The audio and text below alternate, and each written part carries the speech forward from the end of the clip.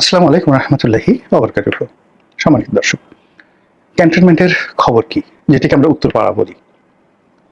বিশেষ করে Dhaka cantonment, Savar cantonment, Comilla cantonment, Chattogram cantonment, এগুলোতে কি হচ্ছে, সেনাবাহিনীর মধ্যে কি ঘটছে, এবং সেনাবাহিনীর মধ্যে যে বিরোধ, সেটি নিয়ে দেশের বাইরে থেকে ইউটিউবাররা, ফেসবুকাররা বা সামাজিক মাধ্যমে যাদের গত ১ বছর ধরে যথেষ্ট প্রভাব রয়েছে, এবং এই সামাজিক মাধ্যম ব্যবহার করে অনেকে রীতিমতো কোনো একটি রাষ্ট্রের স্রষ্টা, কোনো একটি দেশের প্রধানমন্ত্রী কিংবা কিং মেকার হিসেবে ইতিমধ্যে যারা নিজেদেরকে মনে করেন, এবং তাদের যারা লক্ষ লক্ষ ভক্ত অনুরাগী রয়েছেন, তারাও তাদেরকে ঠিক ওইভাবেই মনে করেন যে তারা অসাধ্য সাধন করতে পারেন।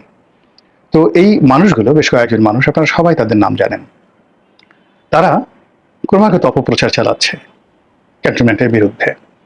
এবং সেই অপপ্রচারের প্রেক্ষিতে আমাদের সেনাবাহিনীর যে ক্ষয়ক্ষতি হয়েছে, সেনাবাহিনীর সম্পর্কে মানুষের যে ভয়, আতঙ্ক, যেটা দরকার, খুব বেশি দরকার। তারপরে সেনাবাহিনী আপনার আমার দুলাভাই হবে না, তারা আপনার আমার ভগ্নিপতি হবে না, তারা আপনাকে সকাল বিকাল পোলাও কুরমা খাওয়াবে না। সেনাবাহিনী সমাজে যখন বিশৃঙ্খলা তৈরি হবে, তখন শক্ত হাতে সেই বিশৃঙ্খলা দমন করবে। দেশ যখন বহিঃশত্রু দ্বারা আক্রমণ হবে, তখন তারা নিজেদের জীবন বিলিয়ে দেবে।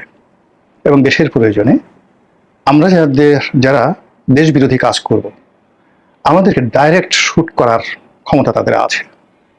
এটাই রাষ্ট্রের বিধান, এবং এর জন্য কোনো আদালতে কখনো তাদের বিরুদ্ধে চাকরির কালীন সময় বা চাকরির পরে কোনো প্রশ্ন তোলা যাবে না। এই ইন্ডিমিউনিটি দিয়েই সেনাবাহিনী গঠন করা হয়, তৈরি করা হয়, আজ না হাজার বছর আগের থেকে। তাদের ভুল হয়, ভ্রান্তি হয়, কিন্তু সেগুলো শাসন করার জন্য, সেগুলো নিয়ন্ত্রণ করার জন্য, সেগুলোর বিচার করার জন্য আলাদা আইন আছে, আলাদা কোর্ট আছে, কাছারি আছে ক্যান্টনমেন্টের ভিতরে। এই যে সেনা আইন, এর বাইরে গিয়ে আমাদের যে সিভিল প্রসিডিউর কোড রয়েছে বা ক্রিমিনাল প্রসিডিউর কোড রয়েছে, এখানে আসলে এই জিনিসগুলো হয় না। এখন যে কাজটি করা হচ্ছে এই সময়টিতে, সেটা হলো ট্র্যাডিশনাল যে সেনা আইন, সেনাবাহিনীর সদস্যদের বিচার এবং তাদের জীবন আচরণ, তাদের কর্ম, তাদের অধিক্ষেত্র, তাদের বাসস্থান, সব কিছু রীতিমতো সিসিং ফাঁক করে দেওয়ার জন্য গত ১ বছর ধরে এই সামাজিক মাধ্যমে যে ক্রমাগত প্রচার, ক্রমাগত প্রপাগান্ডা এবং যে ক্রমাগত যাকে বলা হয় উস্কানি চলছে, তার ফলে কি হলো, পরিপূর্ণ ম্যাজিস্ট্রেসি পাওয়ার নিয়ে সেনাবাহিনী গত ১ বছর ধরে মাঠে থাকা সত্ত্বেও তারা বলতে গেলে অনেকটা অসহায়ের মতো নীরব দর্শক হয়ে কিংবা পথচারী হয়ে টহল দিয়ে যাচ্ছে শুধু। কিন্তু আইন শৃঙ্খলা রক্ষা থেকে শুরু করে ঠিক আইন শৃঙ্খলার উন্নয়ন এবং জনগণের আস্থা, বিশ্বাস এবং ভালোবাসার যে প্রতীক হিসেবে সেনাবাহিনীকে কল্পনা করা হয়, সেই জায়গাটা এখন এমন একটা জায়গাতে চলে এসেছে যেটা রিগেইন করা সত্যিকার অর্থে সেনাবাহিনীর জন্য দুষ্কর, এবং আগামীতে বহু বছর সময় লাগবে। এটা হলো এই অপপ্রচারের ফল। ২ নম্বর হলো যে সেনাবাহিনীর পক্ষে আমাদের এই সামাজিক মাধ্যমে বলতে গেলে যে অপপ্রচার হচ্ছে, তার কাউন্টার প্রচার করার কোনো লোক নেই, কেউ নেই, বিভিন্ন কারণে নেই। প্রথমত যদি এটা করা হয়, বলা হবে যে সে ডিজিএফআই এজেন্ট, দালাল, সেনাবাহিনীর দালাল, ঘরের খেয়ে কেন বোনের মোষ তাড়াতে যাবে, এক। ২ নম্বর হলো যে সেনাবাহিনীর যে গোয়েন্দা সংস্থাগুলো আছে, তারা সাধারণত এই ধরনের কাজে অভ্যস্ত নয়। আমাদের সমাজে যারা সত্যিকার অর্থে ইনফ্লুয়েন্সিয়াল সাংবাদিক, বুদ্ধিজীবী, যাদের কথা শুনে মানুষ বিশ্বাস করে, তারা কখনোই এই ধরনের সেনা গোয়েন্দা বা সেনাবাহিনীর এদের সাথে কখনো সংযোগই রক্ষা করে না। সেনাবাহিনী কখনো এদের কাছে আসতে সাহসই পায় না। যেমন ধরুন একজন সিরাজুল ইসলাম চৌধুরী, কিংবা ধরুন যে কোনো একজন বাংলাদেশের সম্মানিত ব্যক্তি ছিলেন, যেমন বদরুদ্দিন ওমর মারা গেলেন। তো এদের সঙ্গে বদরুদ্দিন ওমরের কাছে গিয়ে সেনাবাহিনীর ডিজিএফআই ডিজি দেখা করবেন, কথা বলবেন, এটা কিয়ামত হয়ে যাবে, এটা সম্ভব না। কিংবা ধরেন নুরুল কবির সাহেব আছেন, এখন নুরুল কবির সাহেব যদি একটা কথা বলেন, তিনি প্রথমত তিনি ওই অপপ্রচারকারী তাদের বিরুদ্ধে তিনি কোনো কথা বলবেন না, এটা তিনি সেই লেভেলের না, তার কি দরকার? তো তার দরকার নেই। কিংবা নুরুল কবির সাহেবের মতো মানুষ, তিনি কেন সেই পিনাকি ইলিয়াস এদের কাউন্টার কথা বলতে যাবে। সে বললো যে ওরা যদি আমাকে গালিগালি করতে মেরেও ফেলে, তবু আমি আসলে তাদের পর্যায়ে বলতে পারবো না। এটাতে প্রথমত তিনি এই লেভেলের না। দ্বিতীয়ত, সেনাবাহিনী রাষ্ট্র বা কোনো পক্ষের দালালি করার মতো যে ব্যক্তিত্ব লাগে বা কারো পক্ষে একেবারে যতটুকু সত্য তুলে দরকার অতটুকু তো তারা করছেন, আমরাও করছি। তো আমি জাস্ট ওনাকে একটা উদাহরণ দিলাম যে ওনার মতো অন্যান্য যারা আছেন তারা কখনোই এরকম সেনাবাহিনীর পক্ষে গিয়ে একেবারে ওয়াকারের পক্ষে কথা বলবেন, সেনাবাহিনীর পক্ষে কথা বলবেন, নিজের পক্ষে কথা বলবেন, এটা আসলে হয় না। সেনাবাহিনীর অবলম্বন বলতে তাদের একটা আইএসপিআর আছে, এবং সেই আইএসপিআর যারা কর্মকর্তা আছেন তারা যদি এমনি আসলে তাদের যে ড্রাফটগুলো হয় সেই ড্রাফটগুলো ভালো মানের না, সুখপাঠ্য না। তারা যা বলেন ওটা মনোযোগ সহকারে পড়া যায় না। বাংলাদেশে যাদের ধরেন কলমের হাত আছে, তারা যদি আইএসপিআর যদি মনে করেন যে গোপনে হুমায়ুন আহমেদের মতো বা ইমদাদুল হক মিলনের মতো যারা খুব চমৎকার ভাষায় লেখেন, গল্পের মতো করে লেখেন, তাদের নিকট থেকে মানে তারা যা বলতে চান এই বিষয়গুলো লিখিত আকারে যদি আনা হতো এবং সেইগুলো যদি আইএসপিআর মানে সেই প্রথম পাতায়, প্রথম আলোর প্রথম পাতায়, বাংলাদেশ প্রতিদিনের প্রথম পাতায় এইভাবে তারা প্রকাশের ব্যবস্থা করতে মানুষ কিন্তু পড়তো। কিন্তু আইএসপিআর যেভাবে মানে সংবাদ বিজ্ঞপ্তি দেয় ওটা আসলে কেউ পড়ে না। ফলে কি হলো, ওখানে যে সকল কাউন্টার জবাব আসে, যা কিছু আসে, এটা জনগণের কোনো দৃষ্টি আকর্ষণ করে না, কেউ পড়েও দেখে না। ফলে কি হলো, এই যে গত 1 বছর কিংবা অতীতে এই সেনাবাহিনীর বিরুদ্ধে যে সকল প্রচার চলেছে, প্রোপাগান্ডা চলেছে, সেই প্রচার এবং প্রোপাগান্ডা এমন একটা জটিল অবস্থা তৈরি করে ফেলেছে। ফলে সেনাবাহিনীর যে 72 থেকে এ পর্যন্ত কিংবা পাকিস্তান জমানা থেকে এ পর্যন্ত টোটাল সেনাবাহিনীর যেটিকে ইংরেজিতে বলা হয় লিগেসি, ঐতিহ্য, সেই ঐতিহ্যটা আসলে একেবারে ডাউনগ্রেডে চলে গেছে। এটা হলো বাস্তবতা। 2 নম্বর হলো যে সেনাবাহিনীর অনেক মেশিনারিজ আছে। প্রথমে যখন এই সমস্যাগুলো তৈরি হলো, সেনাপ্রধানকে নিয়ে, সেনাবাহিনীর ঊর্ধ্বতন কর্মকর্তাদেরকে নিয়ে যখন অকথ্য ভাষায় গালাগাল দেওয়া হলো, খুব মানে গালাগাল দেওয়া হলো, তারা যদি সেই রাজনৈতিক ব্যক্তিদের মতো কৌশলী হতেন, তারপরে ব্যবস্থা নিতেন, এই রাষ্ট্রের হাতে অনেক শক্তি, মানে টু শব্দ করার একেবারে সময় ছিল না। আপনাকে একটা জাস্ট, আমি সাধারণত স্ল্যাং ল্যাঙ্গুয়েজ কখনো ব্যবহার করি না, কিন্তু একটা উদাহরণ দিলে বুঝতে পারবেন। যেহেতু আমরা গার্মেন্টস ব্যবসা করি, একটা বায়ার্স মিটিংয়ে মানে এক বড় গার্মেন্টস মালিকের ব্যক্তিগত অভিজ্ঞতা। তো গার্মেন্টস মালিকের সঙ্গে বায়ারের কথাবার্তা হচ্ছে, তো গার্মেন্টস মালিক খুব শাউট করছে, তা শাউট করছে এবং খুব কৌশল করছে। আর বায়ার, আমেরিকান বায়ার, মানে ইহুদি। তুমি একটা সময় বলুন যে দেখো, উই আর আমেরিকান জিউস, আমরা আমেরিকান ইহুদি, আমরা তোমাদের বাঙালিদের মতো রক্ত গরম করি না, রক্ত গরম করি না। তোমরা তো ঘুষি দিয়ে জাস্ট রক্ত বের করে ফেলো, নাক ফাটিয়ে ফেলো, সঙ্গে সঙ্গে ক্রিমিনাল কেসে পড়ে যাও। আর আমরা ওটা করি না, আমরা তোমার যে বল, যে বিসি আছে, ওই বিসি চেপে ধরি। ফলে হাত উঁচু করে সারেন্ডার করার জন্য তোমরা মানে মানে প্রস্তুত হয়ে যাও, বা মানে আমি যখনই তোমার বিসি চেপে ধরি সঙ্গে সঙ্গে তুমি সারেন্ডার করার জন্য হাত উঁচু করে ফেলো। তোমাকে কি করে শাসন করতে হয় আমি সেটা জানি, এই বাঙালিদেরকে কিভাবে শাসন করতে হয় সেটা আমেরিকান জিউস আমরা জানি। তোমার সমস্ত অর্ডারগুলো আমি এখন ক্যান্সেল করে দিলাম। তো এরকম। তো এখন রাষ্ট্রশক্তি সবসময় যে আপনাকে মামলায় যেতে হবে, মোকদ্দমায় যেতে হবে, সবসময় যে আপনাকে কথার জবাবে কথা দিতে হবে, not like that. There are many many procedures. সেই প্রসিডিওর দিয়ে আপনি যে কোনো, আপনার যারা প্রতিপক্ষ, তাদের মনে আতঙ্ক তৈরি করতে পারেন। আর সেটা যদি আপনি করতে না পারেন, কারো মুখ যদি বন্ধ করতে না পারেন, সেটা তো আপনার ব্যর্থতা। তো সেই ব্যর্থতাটা সেনাবাহিনীর ঊর্ধ্বতন কর্তৃপক্ষ, তাদের বিভিন্ন ডিপার্টমেন্ট এবং as a whole the cantonment, তারা গত 1 বছর যাবৎ মানে পাহাড়ের মতো তারা ধৈর্য দেখানোর চেষ্টা করেছে। ঠিক আছে, যখন আম জনতা, মাস পিউপিল, তাদের সাথে ধৈর্য দেখায় সেটা ঠিক আছে, কিন্তু যখন পার্সেন্ট টু পার্সেন্ট, যখন কোনো একটা পার্সন ডিফেন্ড করে বসে 2 লক্ষ বা 2.5 লক্ষ সদস্যের একটা বাহিনীকে, একজন সিঙ্গেল পার্সন, যখন সে 2 কোটি মানুষকে কনভিন্স করে ফেলছে একটা বক্তব্য দিয়ে, আর তখন বসে বসে তার আঙ্গুল চুষছে আর লেমন জুস খাচ্ছে আর বলছে ইন্না লিল্লাহি ইন্না ইলাইহি লা ইলাহা ইল্লা আনতা সুবহানাকা ইন্নী কুনতু মিনাজ জালিমিন, কিংবা মনে মনে বলছে যে ওরা আমার সন্তানের মতো, ওরা আমার ভাইয়ের মতো, ওরা আমার পিতার মতো, তিনি আমার পিতার মতো, তিনি আমার বড় ভাইয়ের মতো, আমি বেয়াদবি করি কি করে, ভবিষ্যতে শিখবে, আল্লাহ তাকে হেদায়েত দান করুক।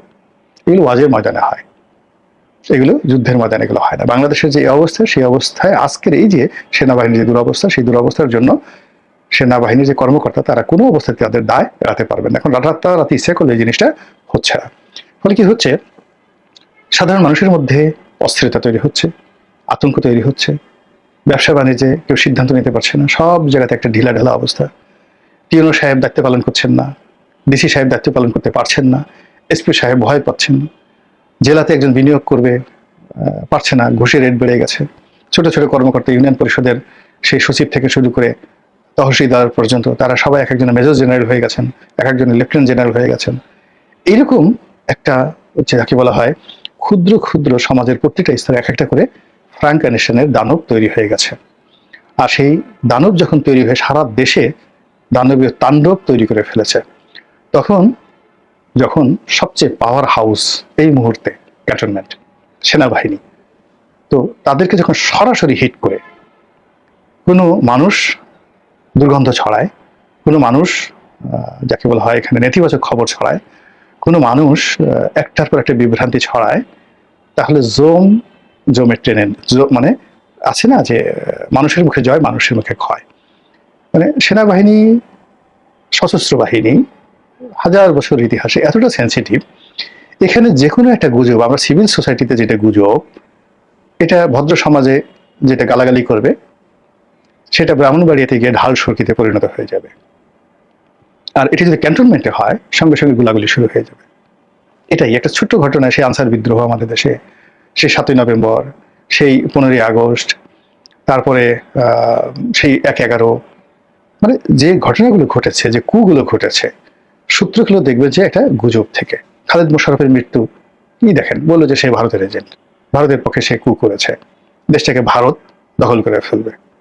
পুরো সেনাবাহিনী তছনছ করে আমরা ইতিহাসের অন্যতম একজন শ্রেষ্ঠ বীর মুক্তিযোদ্ধাকে হারালাম, খালেদ মোশাররফকে হারালাম। He was a quite a gentleman, he was a quite a gentleman. আমাদের খালেদ মোশাররফ সাহেবের যে জেন্টেলিটি, সেখানে ওয়াকা সাহেবের জেন্টেলিটির সাথে আরো অনেক গ্রেডের। ওয়াকা সাহেবের সামরিক যে যাকে বলা হয় তার যে লিগেছি, তার যে আউটপুট, তার চেয়ে খালেদ মোশাররফের, কর্নেল তাহেরের আউটপুট অনেক অনেক বেশি, অনেক অনেক বেশি।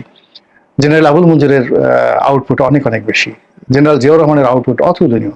কিন্তু গুজব, শুধুমাত্র এই ক্যান্টনমেন্টের গুজব, সেই গুজবে আমরা তাদেরকে কিন্তু হারিয়ে ফেলেছি। আমরা কোথায় আছি, কোন অবস্থায় আছি, আগামীকাল কি হবে আমরা জানি না। এখনো পর্যন্ত আমাদের রাষ্ট্রের যতটুকু শক্তি অবশিষ্ট রয়েছে, আমাদের মধ্যে থেকে যারা কর্তা ব্যক্তি, তারা যদি হুঁশে ফিরেন এবং তারা যদি সঠিক সময় সঠিক সিদ্ধান্ত নিতে পারেন, তাহলে এই দেশ, এই জাতিকে রক্ষা করা সম্ভব। অন্যথায় কি হবে একমাত্র আল্লাহ ছাড়া কেউ জানেন না। আসসালামু আলাইকুম। সবাইকে স্বাগত জানাচ্ছি প্রবাস দর্পণের নিয়মিত অনুষ্ঠান সমসাময়িক বাংলাদেশে। প্রিয় দর্শক, আপনারা জানেন যে আমরা এই অনুষ্ঠানটা করে থাকি রাজনীতি পরিস্থিতি নিয়ে, রাজনীতি বিশ্লেষণধর্মী অনুষ্ঠান এটা আমরা করে থাকি। আপনারা জানেন যে বাংলাদেশ নিয়ে কিন্তু দেশ এবং দেশের বাইরে নানান ধরনের চক্রান্ত হচ্ছে, নানান বিষয়গুলা উঠে আসছে। তাই আমরা চেষ্টা করছি যে আমরা এই বাংলাদেশের বর্তমান অবস্থায়, বাংলাদেশ কোন পথে যাচ্ছে, বাংলাদেশের যে বর্তমান যে অবস্থা, এই অবস্থা নিয়ে এই অনুষ্ঠানটা করতে যাচ্ছি, রাজনীতি বিশ্লেষণের অনুষ্ঠান। কারণ আপনারা জানেন যে অনেক সময় 2-3 জন আমরা টকশোতে নিয়ে আসলে বিতর্কে চলে যায়, আসলে জনগণ অনেকটা বুঝতে পারেন না আসলে বাংলাদেশে কি হচ্ছে। আমি আজকে একটা বিষয়, আজকে দেখেছেন যে 15 জন সেনা কর্মকর্তাদেরকে সেনা হেফাজতে নেওয়া হয়েছে, যে গ্রেপ্তার, মানে তাদেরকে একদম গ্রেপ্তার করা হয়েছে। এবং এ নিয়ে কিন্তু বাংলাদেশে আমরা গত 2 দিন যাবত দেখতে পাচ্ছি বিভিন্ন মিডিয়ায় যে একটা তুলপাড় চলছে, যে আসলে সেনাবাহিনীর ভিতরে যে কাজগুলো হচ্ছে কি রক্তাক্ত দিকে যাচ্ছে কিনা বাংলাদেশের সেনাবাহিনী, এই বিষয়গুলো কিন্তু বিভিন্ন মিডিয়া বিভিন্নভাবে আসতেছে। এই বিষয়ে আমরা কিছু কথা বলবো। পাশাপাশি আজকে একটা কথা খুব গুরুত্বপূর্ণ, আনু মোহাম্মদ বলেছেন 1 মাসের ভিতরে বাংলাদেশের জাতীয় যেটা বন্দর দিয়ে দেওয়ার একটা চক্রান্ত হচ্ছে বলে উনি বলেছেন। পাশাপাশি আপনারা জানেন যে এই যাবৎকালে যে বিষয়গুলো নিয়ে কথা হচ্ছে, যে আপনার সেফ এক্সিট, বা অনেকেই বলছেন পালানোর পথ খুঁজছেন অনেক উপদেষ্টারা, বা এই বিষয়ে এনসিপির যিনি নেতা, সাবেক যিনি উপদেষ্টা ছিলেন নাহিদ ইসলাম, কিন্তু এই জিনিসটা বলেছেন। নাহিদ ইসলাম জানেন উনি উপদেষ্টা ছিলেন এবং এনসিপি নেতা এবং এই সরকারের খুব কাছের মানুষ। তিনি কিন্তু এই কথা বলার পর সব মিডিয়া এই বিষয়ে কথা বলছে। এবং আমাদের কিছু তথ্য রয়েছে, কয়েকজন উপদেষ্টা ইউরোপের বিভিন্ন দেশ ঘুরে গেছেন এবং আমরা খুব মানে তথ্য নিয়ে বলতে পারতেছি। অনেকেই এইসব দেশে, একজন স্পেন এসেছিলেন এবং ফ্রান্সে ঘুরে গেছেন, তারা খুঁজতে যাচ্ছেন কোন দেশে মানে থাকলে সেফ থাকা যাবে বা বাঙালি কমিউনিটি দূরে সরে থাকতে পারবেন। এই বিষয়গুলো নিয়ে কথা হচ্ছে। আমরা বিস্তারিত এই বিষয়গুলো নিয়ে কথা বলবো। আজকে আমাদের অতিথি প্যানেলে যিনি আছেন আপনাদের সবার প্রিয় এবং এই সময়ে খুব জনপ্রিয় মানুষ, যিনি অনেকেই বলেন নিরপেক্ষভাবে রাজনীতি বিশ্লেষণ করে থাকেন। আমাদের সাথে আছেন ডক্টর মঞ্জুদা টরিক, লেখক, গবেষক, রাজনীতি বিশ্লেষক। টরিক ভাই, আপনাকে স্বাগত জানাচ্ছি। ধন্যবাদ। জি টরিক ভাই, আমরা শুরুতেই আমরা এই বিষয়ে একটু কথা বলতে চাই যে আজকে যে সাবজেক্ট আমরা সিলেক্ট করেছি, সেফ এক্সিট না দায় এড়ানো, পর্দা আড়ালের গল্প। হ্যাঁ, যে আমরা পর্দা আড়ালে বাংলাদেশে অনেক কিছুই ঘটে যাচ্ছে, হয়তো অনেক কিছু মিডিয়া আসতেছে না বা অনেকেই জানেন না। এই যে সেফ এক্সিটের বিষয়টা আমরা দেখতে পাচ্ছি মানে যেভাবে চলছে, এই বিষয়ে কি বলবেন শুরুতেই প্লিজ? ধন্যবাদ। এই ঠিকই এই সাম্প্রতিক সময়ে এটা খুব আলোচিত একটা বিষয়, এবং আমরা দেখলাম আপনি বললেন যে প্রথমে এই সরকারের একজন উপদেষ্টা ছিলেন, তথ্য উপদেষ্টা এবং জুলাই গণ অভ্যুত্থানের একজন প্রধান নেতা নাহিদ ইসলাম প্রথমে কথাটা নিয়ে আসলেন যে অন্তর্বর্তী সরকারের অনেকেই সেফ এক্সিটের জন্য রাজনৈতিক দলগুলোর সাথে যোগাযোগ করছেন, এরকম ছিল হচ্ছে শিরোনাম, পত্রিকা শিরোনাম, এবং এইভাবে কথাগুলো বলেছেন। এখন প্রশ্ন হচ্ছে তিনি এই কথাটা বললেন কেন, কখন বললেন? যখন আমরা দেখলাম যে নির্বাচন কমিশন একটা নির্বাচনের রোডম্যাপ ঘোষণা করেছেন এবং রাজনৈতিক দলগুলো নির্বাচন নিয়ে তৎপরতা শুরু করছেন, প্রার্থী বাছাই টাছাই এগুলো শুরু করছেন। এটা হলো একটা দিক। একই সাথে রাজনৈতিক দলগুলোর সাথে জোট গঠন, কে কাকে ছাড় দেবে, কে কাকে সাথে নিবে, এই বিষয়গুলো নিয়ে তৎপর হচ্ছে। আমরা জানি যে এই নির্বাচনটা এখনো পর্যন্ত যতটুকু জানা যায় যে বাংলাদেশের একটা প্রধান রাজনৈতিক দল হচ্ছে আওয়ামী লীগ। সে আওয়ামী লীগের রাজনৈতিক কার্যক্রম নিষিদ্ধ। আওয়ামী লীগের রাজনৈতিক কার্যক্রম নিষিদ্ধ করার পর আমরা দেখলাম নির্বাচন কমিশন তাদের নিবন্ধন স্থগিত করেছে, যদিও নিবন্ধন স্থগিত করার কোনো বিধান এখানে নেই, তারপর ওনারা করেছেন। এবং মার্কাটেকেও ব্যালট পেপারে যতটুকু পত্রিকা দেখলাম মার্কাও সেখানে থাকবে না। কিন্তু সবাই স্বীকার করছে যে আওয়ামী লীগের ভোট আছে। মতান্তরে আওয়ামী লীগের বিভিন্ন পরিসংখ্যান আমরা দেখলাম যে প্রায় 48% তাদের গড় ভোট, আমি 4টা হিসেব দিয়েছি, সেটা কেউ বলছে 40, কেউ বলছে 30, সর্বশেষ সবাই স্বীকার করছে না 20% অন্তত ভোট আছে। এখন এই ভোটটা কাদের দিকে যাবে সেটার সাথে একটা বোঝাপড়া, তারা একটা হিসাব করছে। এখন সেই হিসাবের জন্য এখন আওয়ামী লীগ নাই, কিন্তু তাদের কিছু তৎপরতা গোপন থাকা অবস্থায় কিছু তৎপর করছে। এখন বর্তমান যে সরকারটা আছে, এক্সিটের প্রশ্নটা আসে এই কারণে যে বর্তমান সরকারটা কি সাংবিধানিক সরকার কিনা। যেহেতু এই সরকারটা সাংবিধানিক সরকার না, সংবিধান মেনে এরকম সরকার, বাংলাদেশের যে সংবিধান সেই সংবিধানে অন্তর্বর্তী সরকার বলে কোনো কথা নেই। এবং এই সরকারের যে গঠন প্রক্রিয়া নিয়েও কথা আছে, রাষ্ট্রপতির আদেশ চাওয়া নিয়ে কথা আছে, সুপ্রিম কোর্টের, এগুলো নিয়ে অনেক আলোচনা হয়েছে, নতুন করে আলোচনায় যাচ্ছি না। এটা হলো একটা বিষয়। আবার এই সরকার ক্ষমতা আসার পর কিছু বৈধ অবৈধ সংবিধানের ভিতরে বাইরে, মানে প্রচলিত সংবিধানের মধ্যে যা আছে তার বাইরে অনেক কার্যক্রম করেছে, সেটা দৃশ্যমান। যেমন আপনি দেখলেন যে রাষ্ট্রপতির ছবি নামানো থেকে শেখ মুজিবের ছবি নামানো থেকে, এগুলো সাধারণ, আরো অনেক বিষয় আছে। এখন আওয়ামী লীগ তারা ক্ষতিগ্রস্ত একটা দল, তারা স্বৈরাচারী শাসক ছিল, তার কর্তৃত্বপরায়ণ শাসক ছিল, তো তারা এখান থেকে বিতাড়িত হয়েছে, কিন্তু তারা এখানে ঢোকার চেষ্টা করছে। বিএনপি এখানে নির্বাচন করছে। এখন যারাই ক্ষমতায় আসবে, যে দল ক্ষমতায় আসবে, সেই দলের বর্তমান অন্তর্বর্তী সরকারের যারা উপদেষ্টারা যারা আছে, যেমন ইতোমধ্যে অনেকগুলো উপদেষ্টা নিজেরা খুবই বিতর্কিত হয়েছে, বেশ বিতর্কিত, দুর্নীতি, স্বজনপ্রীতি, অনিয়ম, বড় ধরনের অভিযোগ আছে, এই অভিযোগগুলো আছে। এবং সামরিক কর্মকর্তাদের ক্যান্টনমেন্ট উড়াই দিব থেকে শুরু করে মেলা ধরনের কথাবার্তা বলেছে, বিতর্কের মধ্যে জড়ায় পড়ছে, এগুলো একটা দিক। এখন এই যে বিতর্কের মধ্যে যারা জড়িয়ে পড়েছে তারা, এবং অন্তর্বর্তী সরকারের যারা এখান থেকে নতুন সরকার আসবে, সেই নতুন সরকারের এই বর্তমান সরকার যা যা করেছে সেটাকে নতুন সরকার আসলে তারা সরকার গঠন করলে সংসদের মাধ্যমে এটাকে বৈধতা দিতে হবে। যে এটা বিভিন্ন সময় হয়ে থাকে, যেমন আপনি 1/11 সরকারের সময় আওয়ামী লীগ সরকার যখন আসলো, 1/11 সরকার প্রতিষ্ঠিত হওয়ার পর আওয়ামী লীগ সরকারও সেই সময়ের তাদের কর্মকাণ্ডকে সকলকে সব বৈধত্ব দিয়েছিল, এবং তাদের সরকার আমরা দেখলাম যে 3 জন আহমেদ চেন একজন তো মারাই গেছেন, তারা সব বিদেশে চলে গেছে। অনেকে সেই সময় কর্মকর্তা রিয়াজউদ্দিন আহমেদ, আমরা দেখলাম মইনু আহমেদ, সব বিদেশে থাকেন, বা তাদের আসলে আইনি কোনো জটিলতা নাই, চলে গেছেন। এখন এই সরকার আসলে কে তাদেরকে এই এক্সিটটা দিবে? এক নম্বর হচ্ছে কে সরকার গঠন করবে, সেটা একটা প্রশ্ন। হয়তো মনে করছে জামাত বিএনপির মধ্যে ক্ষমতার ভাগ বাটোয়ারা টানাটানি চলছে। এখন বিএনপি যদি ক্ষমতার সাথে বিএনপির সাথে একটা এক্সিট, যে আমরা যেন এখান থেকে নিরাপদে চলে যাই, আমাদের মামলা মোকদ্দমার ঝামেলা না থাকে, সেটা একটা। আবার জামাতের সাথেও বোঝাপড়া, বা জামাত বিএনপি, এই জিনিসগুলো এখন কে কার সাথে কিভাবে বোঝাপড়া করবে সেটা। এখন শুধু এই জায়গায় না, আমরা দেখলাম নাহিদ ইসলাম যখন এই কথাটা বললেন, আর একজন এনসিপির নেতা তিনি আবার আরেকটু আগ বাড়ায় বললেন যে এক্সিটে কাজ হবে না, কারণ এদের এক্সিটের চেয়ে মৃত্যু একমাত্র এক্সিট হতে পারে, কারণ এই এক্সিট কে দিবে তাদেরকে। অতএব মৃত্যু ছাড়া কোনো এক্সিট নেই, মানে এখানে বেরোতে পারবে না। এমন একটা জটিল পরিস্থিতি সৃষ্টি করেছে, এমন একটা ভয়ঙ্কর পরিস্থিতি সৃষ্টি করেছে, এমন একটা অনিরাপদ পরিস্থিতি সৃষ্টি করেছে, যে আসলে এখান থেকে এক্সিট, মানে এখান থেকে সহজে চলে যাওয়া যাবে না। চলে যেতে চাইলে জনরোষ বা গণরোষ বা যে কোনো ভাবে তারা মৃত্যুবরণ করবে, মানুষের কাছে বা বন্দুকের গুলিতে যে কোনো ভাবে এই যে কথাগুলো বলেছে, এই কথা বলার পর এখানে সীমাবদ্ধ থাকতে পারত, কিন্তু তার থাকে না। আমি দেখলাম বাংলাদেশের গুরুত্বপূর্ণ অন্যান্য উপদেষ্টারা এই কথাটা, রিজওয়ানা চৌধুরী বললেন কে এরকম এক্সিটের কথা বলেছেন, তাদেরকে নাম বলতে হবে। আমি দেখলাম এই যে আইন উপদেষ্টা আসিফ নজরুল বললেন, অন্যান্য উপদেষ্টারা মুখ খোলা শুরু করলেন, আমরা এক্সিস্ট করতে আমাদের এক্সিট নিতে হবে কেন, আমরা এমনিতে চলে যাবো, আমরা যেভাবে আসে সেভাবে, এরকম বলছে। এই যে বিষয়গুলো আপনি বললেন যে এই সংবিধান মেনে যেহেতু এটা এই অন্তর্বর্তী সরকার হয় নাই, আবার নতুন করে যখন সংবিধানের বৈধতা নেওয়ার প্রশ্ন আসবে নতুন করে, তখন এদেরকে সেফ এক্সিটের ব্যবস্থাটা রাজনৈতিক দলগুলো করতে হবে। সেই রাজনৈতিক দলগুলো সেই এক্সিট দিবে কি দিবে না সেটা নিয়ে প্রশ্ন আসছে, যে এরা আসলে গোপনে বিভিন্ন জনের সাথে তারা সেফ এক্সিট নিয়ে কথা বলছে। আমি দেখলাম পত্রিকাও দেখলাম যে অনেকে নাকি গোপনে শেখ হাসিনার সাথে, পত্রিকা অনেকে বলছে মিথ্যা বা ভুল, আমার কাছে সে তথ্য নাই, আমি বলছিলাম ভুল হতে পারে ঠিক হতে পারে, ও তারাই অভিযোগ করছে যে 5 জন উপদেষ্টা নাকি গোপনে শেখ হাসিনার সাথে যোগাযোগ করেছে। তাহলে এই যে জিনিসগুলো, যে নানা ধরনের জটিলতার সৃষ্টি হচ্ছে, সংশয় সন্দেহ সৃষ্টি হচ্ছে, অবিশ্বাস সৃষ্টি হচ্ছে, এইটা একটা গুরুত্বপূর্ণ বিষয় যে কেন এটা হতে পারলো। এই হতে পারা হচ্ছে আমাদের এই জুলাই অভ্যুত্থানের একটা, আমি বলবো যে এইটা মানুষের মধ্যে অবিশ্বাস সৃষ্টি করেছে, এত অল্প সময়ের মধ্যে এই জিনিসটা তৈরি হবে সেটা ভাবা যায় না। এই ঘটনার মধ্যে দিয়ে এই কথাগুলোর মধ্যে প্রমাণ করে যে সরকারের ভিতরে বাইরে প্রচন্ড অবিশ্বাস এবং অস্থিরতা চলছে। এই অস্থিরতা থেকে আপাতত আমি কোনো মুক্তি দেখছি না। যে টুইট ভাই, আমরা আসলে অনেকগুলো প্রশ্ন বা দর্শকরা অনেক প্রশ্ন করছেন। একজন দর্শক আপনার প্রশ্ন করছেন সেনাবাহিনী কিছু বলার জন্য। এই যে সেনাবাহিনীর যে 15 জনকে গাছে গ্রেপ্তার করা হলো বা তাদেরকে সেনা হেফাজতে রাখা হলো, এই নিয়ে কিন্তু আপনার দেশে এবং দেশের বাইরে অনেকেই মানে অনেকেই আমাদেরকে মেসেজ করছেন, আসলে কি হচ্ছে এই বিষয়ে যদি একটু ছোট করে বলেন প্লিজ। ধন্যবাদ। এটা আমিও লক্ষ্য করছিলাম, পত্র পত্রিকায় দেখছিলাম, বিভিন্ন মিডিয়ার বিভিন্ন আলাপ আলোচনাগুলো শুনছিলাম, বিশিষ্ট ব্যক্তিবর্গ যাদের আলোচনাগুলো নির্ভরযোগ্য মনে করা যায়, নানা ধরনের আলোচনা আছে।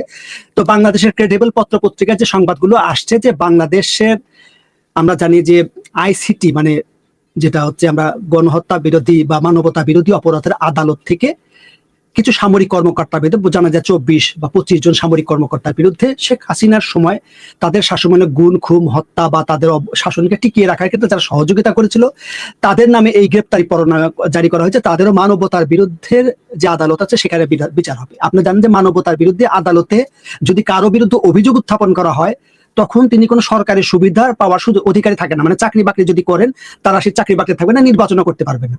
সেটা একটা বিষয়। এই বিষয়টা নিয়ে যখন এটা অভিযোগ উত্থাপিত হলো, তখন আমরা দেখলাম সেনাবাহিনীর ভেতরে মানে সেনানিবাসের ভিতরে ক্যান্টনমেন্টের ভিতরে একজন অস্থিরতা, সেটা তো এরকম অস্থিরতা আমরা দেখছি না, আমরা বিভিন্ন মাধ্যমে শুনতে পাচ্ছি একজন অস্থিরতা। এবং আমরা দেখলাম যে সেনা ক্যান্টনমেন্টের বিভিন্ন প্রান্তেও আমরা জানতে পারছি যে মিটিং হচ্ছে, রেস্টুরেন্টের মধ্যে কথাবার্তা হচ্ছে, নিচু পর্যায়ে সেনা বিভিন্ন মাধ্যমে বলছে, জেনারেলদের মিটিং হচ্ছে, মধ্যস্তরে বা নিচু পর্যায়ের জুনিয়র অফিসাররা সিনিয়র অফিসারদের সাথে কথা বলছে, এই জিনিসটা হচ্ছে। এখন প্রশ্নটা হচ্ছে যে আমরা দেখলাম সেনাবাহিনীর যিনি কর্মকর্তা, দায়িত্বশীল উনি একটা আইএসপি এর পক্ষ থেকে বক্তব্য দিয়েছেন। উনি বক্তব্য দিলেন যে আমরা 15 জন সেনা কর্মকর্তাকে হেফাজতে নিয়েছি, এটাকে সেফ কাস্টডি বলে, হেফাজতে নিয়েছি।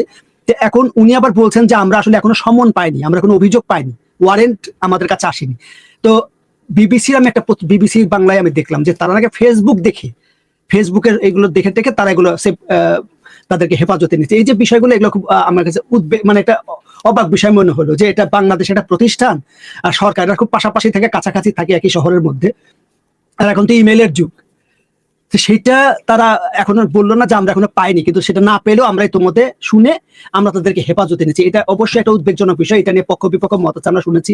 ওয়াকরুজ্জামান বর্তমান সেনাপ্রধান তিনি চেয়েছিলেন, আমরা শুনেছি, এবং বিভিন্ন ধরনের সংবাদ আছে, এটা সত্য কি মিথ্যা তারা বিভিন্ন জনের সাথে কোনো রাজনৈতিক নেতার বাসায় বৈঠক হয়েছে, তারপরে সরকারি পদস্থ কর্মকর্তার সাথে গোপন বা প্রকাশ্যে মিটিং হয়েছে, এরকম বিভিন্ন ধরনের সংবাদ শুনছি। আমি সমর্থিত সূত্র নাই, কিন্তু ক্রেডিবল লোকজনই কথাগুলো বলেছে। এবং উনি চেষ্টা করেছেন যাতে সেনাবাহিনীর বিরুদ্ধে যে অভিযোগগুলো আছে এটা সেনাবাহিনীর ভাবমূর্তি বা মর্যাদা বা শৃঙ্খলা ক্ষতিগ্রস্ত করতে পারে। উনি চেয়েছেন, যেটা জেনেছি, যে উনি চাননি যে এই মুহূর্তে এই জিনিসগুলো হোক, এবং উনি চেয়েছেন যে তাদের যে সামরিক মার্শাল তাদের যে মার্শাল কোর্ট আছে তারা তাদের সেনা আইনে তাদের বিচার করতে চেয়েছে। কিন্তু তাদের যুক্তি ছিল যে সেনা আইনে এর আগেও তো বিচার হয়েছে, যে শেখ হাসিনার সময় যেমন তারা 1/11 সময় সরকার পরিবর্তনের সময় শেখ হাসিনা কিছু সেনা কর্মকর্তার বিচার করছেন, তাদের যদি সেটা করতে পারে তাহলে আমাদেরটা কেন করতে পারে, এরকম একটা পাল্টা যুক্তিতর্ক সামনে আসছে। এই পরিস্থিতিটা তারা হেফাজতে নিয়েছে, কিন্তু পরিস্থিতি শান্ত হয়েছে এমন বলা যাবে না। বোঝা যাচ্ছে যে এক ধরনের অস্থিরতা আমরা উত্তরপাড়ায় লক্ষ্য করছি।